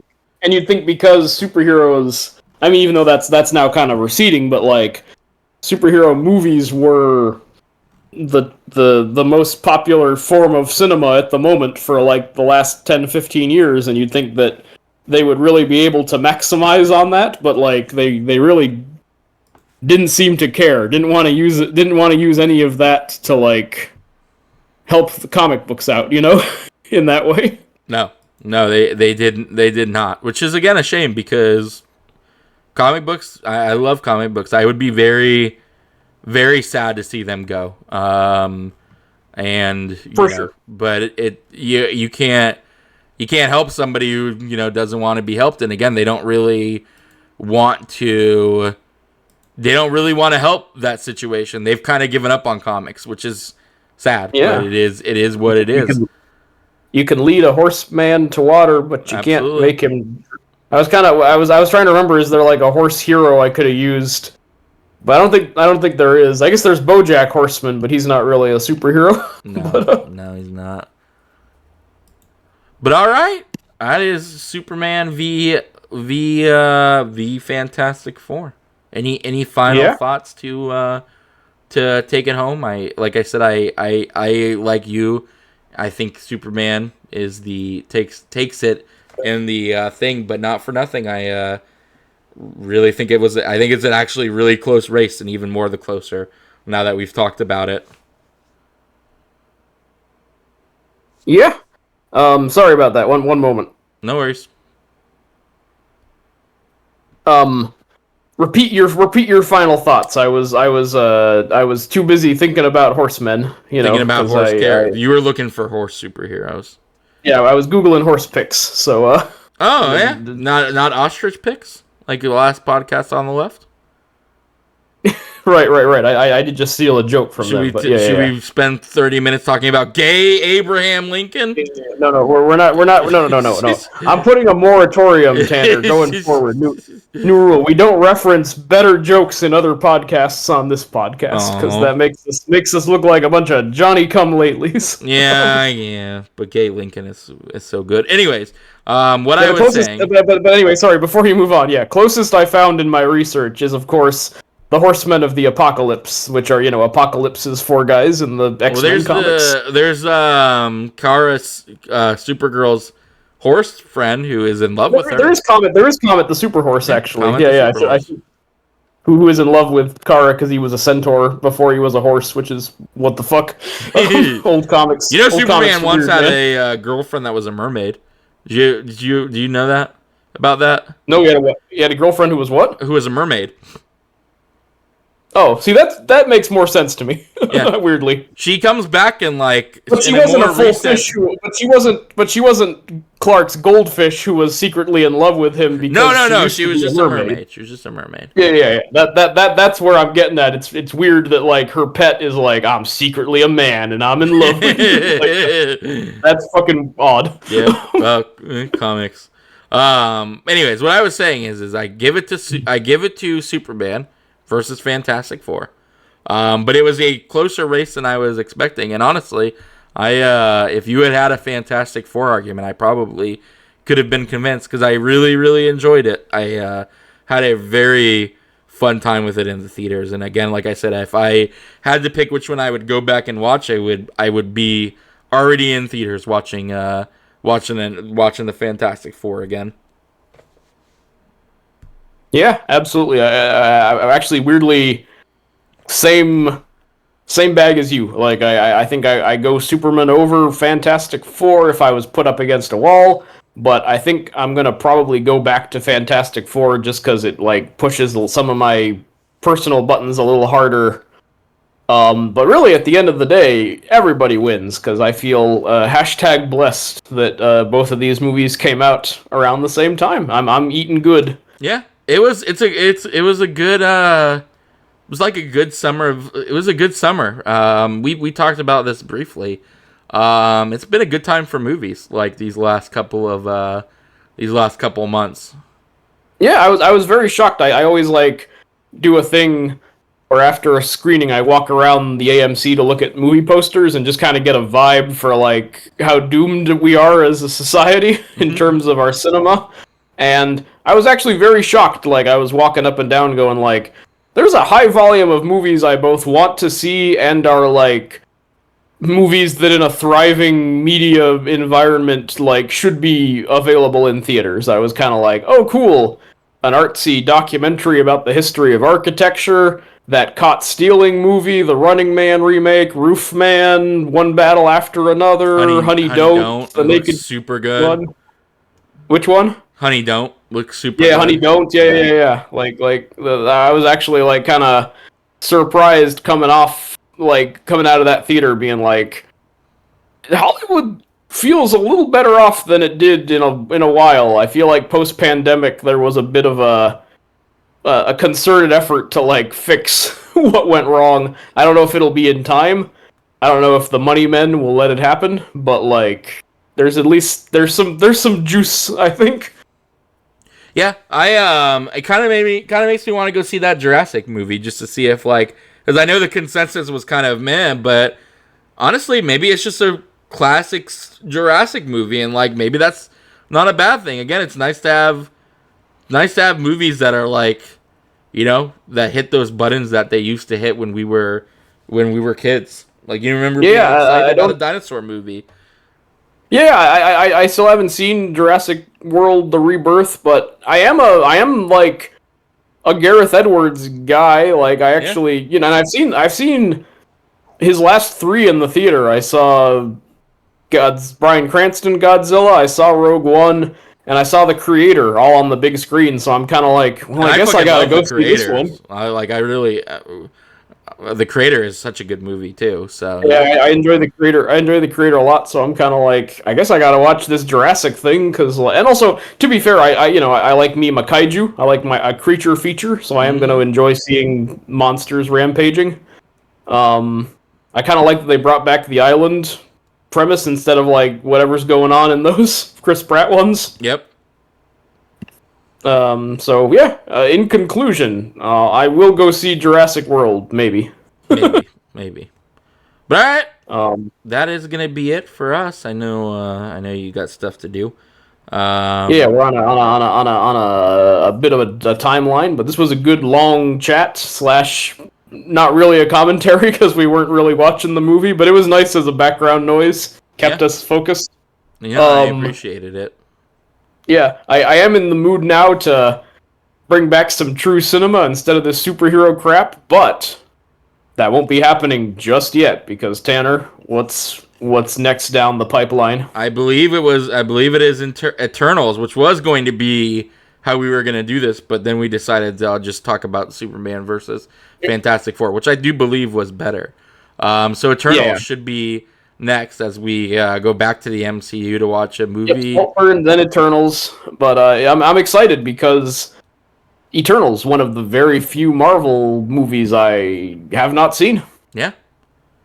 It's gonna be interesting because I don't remember hating it. So and I think I'll get to talk about that Chloe Zhao, who like is a director who's made films I like, or at least I find her a legit filmmaker, you know. So seeing how she handled the MCU, it also is kind of funny in a bit of an autopsy way because I feel like the MCU that Eternals was promising is so not the direction they went. No. Chloe Zhao was gonna do New Gods too, wasn't she? I believe that was what was going on there. I thought That sounds right. I know Ava DuVernay was going to at one point because she was a big fan of Big Barda, and I kind of wish that had happened because I like it when filmmakers like the comics they're adapting. Yeah, it does help. Yeah, like Chloe Zhao doing it makes sense too because I know that's also a big Jack Kirby cosmic invention along with Eternals. Yeah. Yeah. If I remember right, Eternals' whole thing was Jack Kirby got pissed about the New Gods and went off to make it with Marvel or something. But nobody's ever really liked Eternal. Eternals has always been a run that they've tried to bring back over and over, but it's never really clicked with the audience. Even our May He Burn in Hell, Neil Gaiman did a reboot of it, which I read and didn't think too much of. Oh, so really?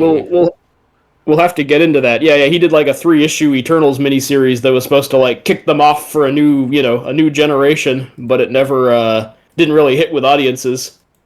But interesting. But bottom line, yeah, Eternals has always kind of been the weird redhead stepchild of Marvel. They can never the audience never goes wild for them.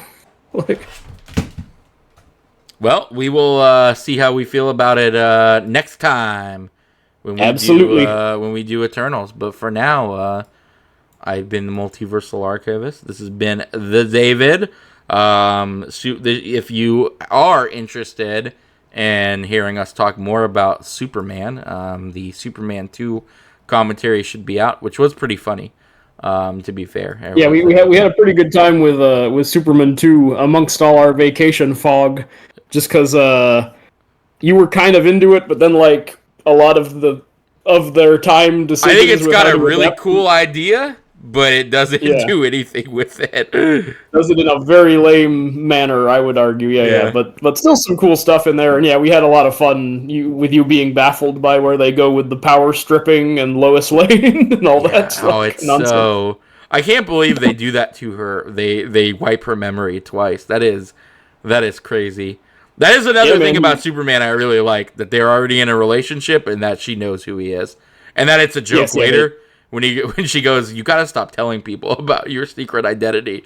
Yeah. They that's a good one. Definitely cuts through all the malarkey of the how two deals with her finding out, which does suck by the end. Which again, it's also something that Fantastic Four does really well, in that it doesn't want you to. Yeah, I know we're still on that whole origin stories suck. We don't want to do origin story stuff, but I do like how both of these movies do the whole we're not going to do an origin story type thing. Yeah, I think both of them deal with it kind of interestingly, even though I do think Superman does it better, but I sort of respect that about both of them. They both want to hit the ground running. Yeah. Even though, like I said, I actually do kind of wish it wasn't a full origin, but I do kind of wish that Fantastic Four, that opening stuff, was actually rejiggered into a 30-minute prologue. I think that would be kind of cool. Yeah, no, I agree with you, and I think it would have helped. It would have helped to establish some stuff more. And again, I was really sad that they got rid of that whole interview stuff that they were kind of teasing in the trailers and stuff, because I do think that would have also helped. Giving them more of interactions with the media instead of just, I think so too. Would have helped with the public's side of it to have it more of an interview format. Her as president of the world, of course, she's going to be having her Frost Nixon, interview. Exactly. But all right, with old Mark Gatiss, who's nobody's favorite Doctor Who writer, as that guy.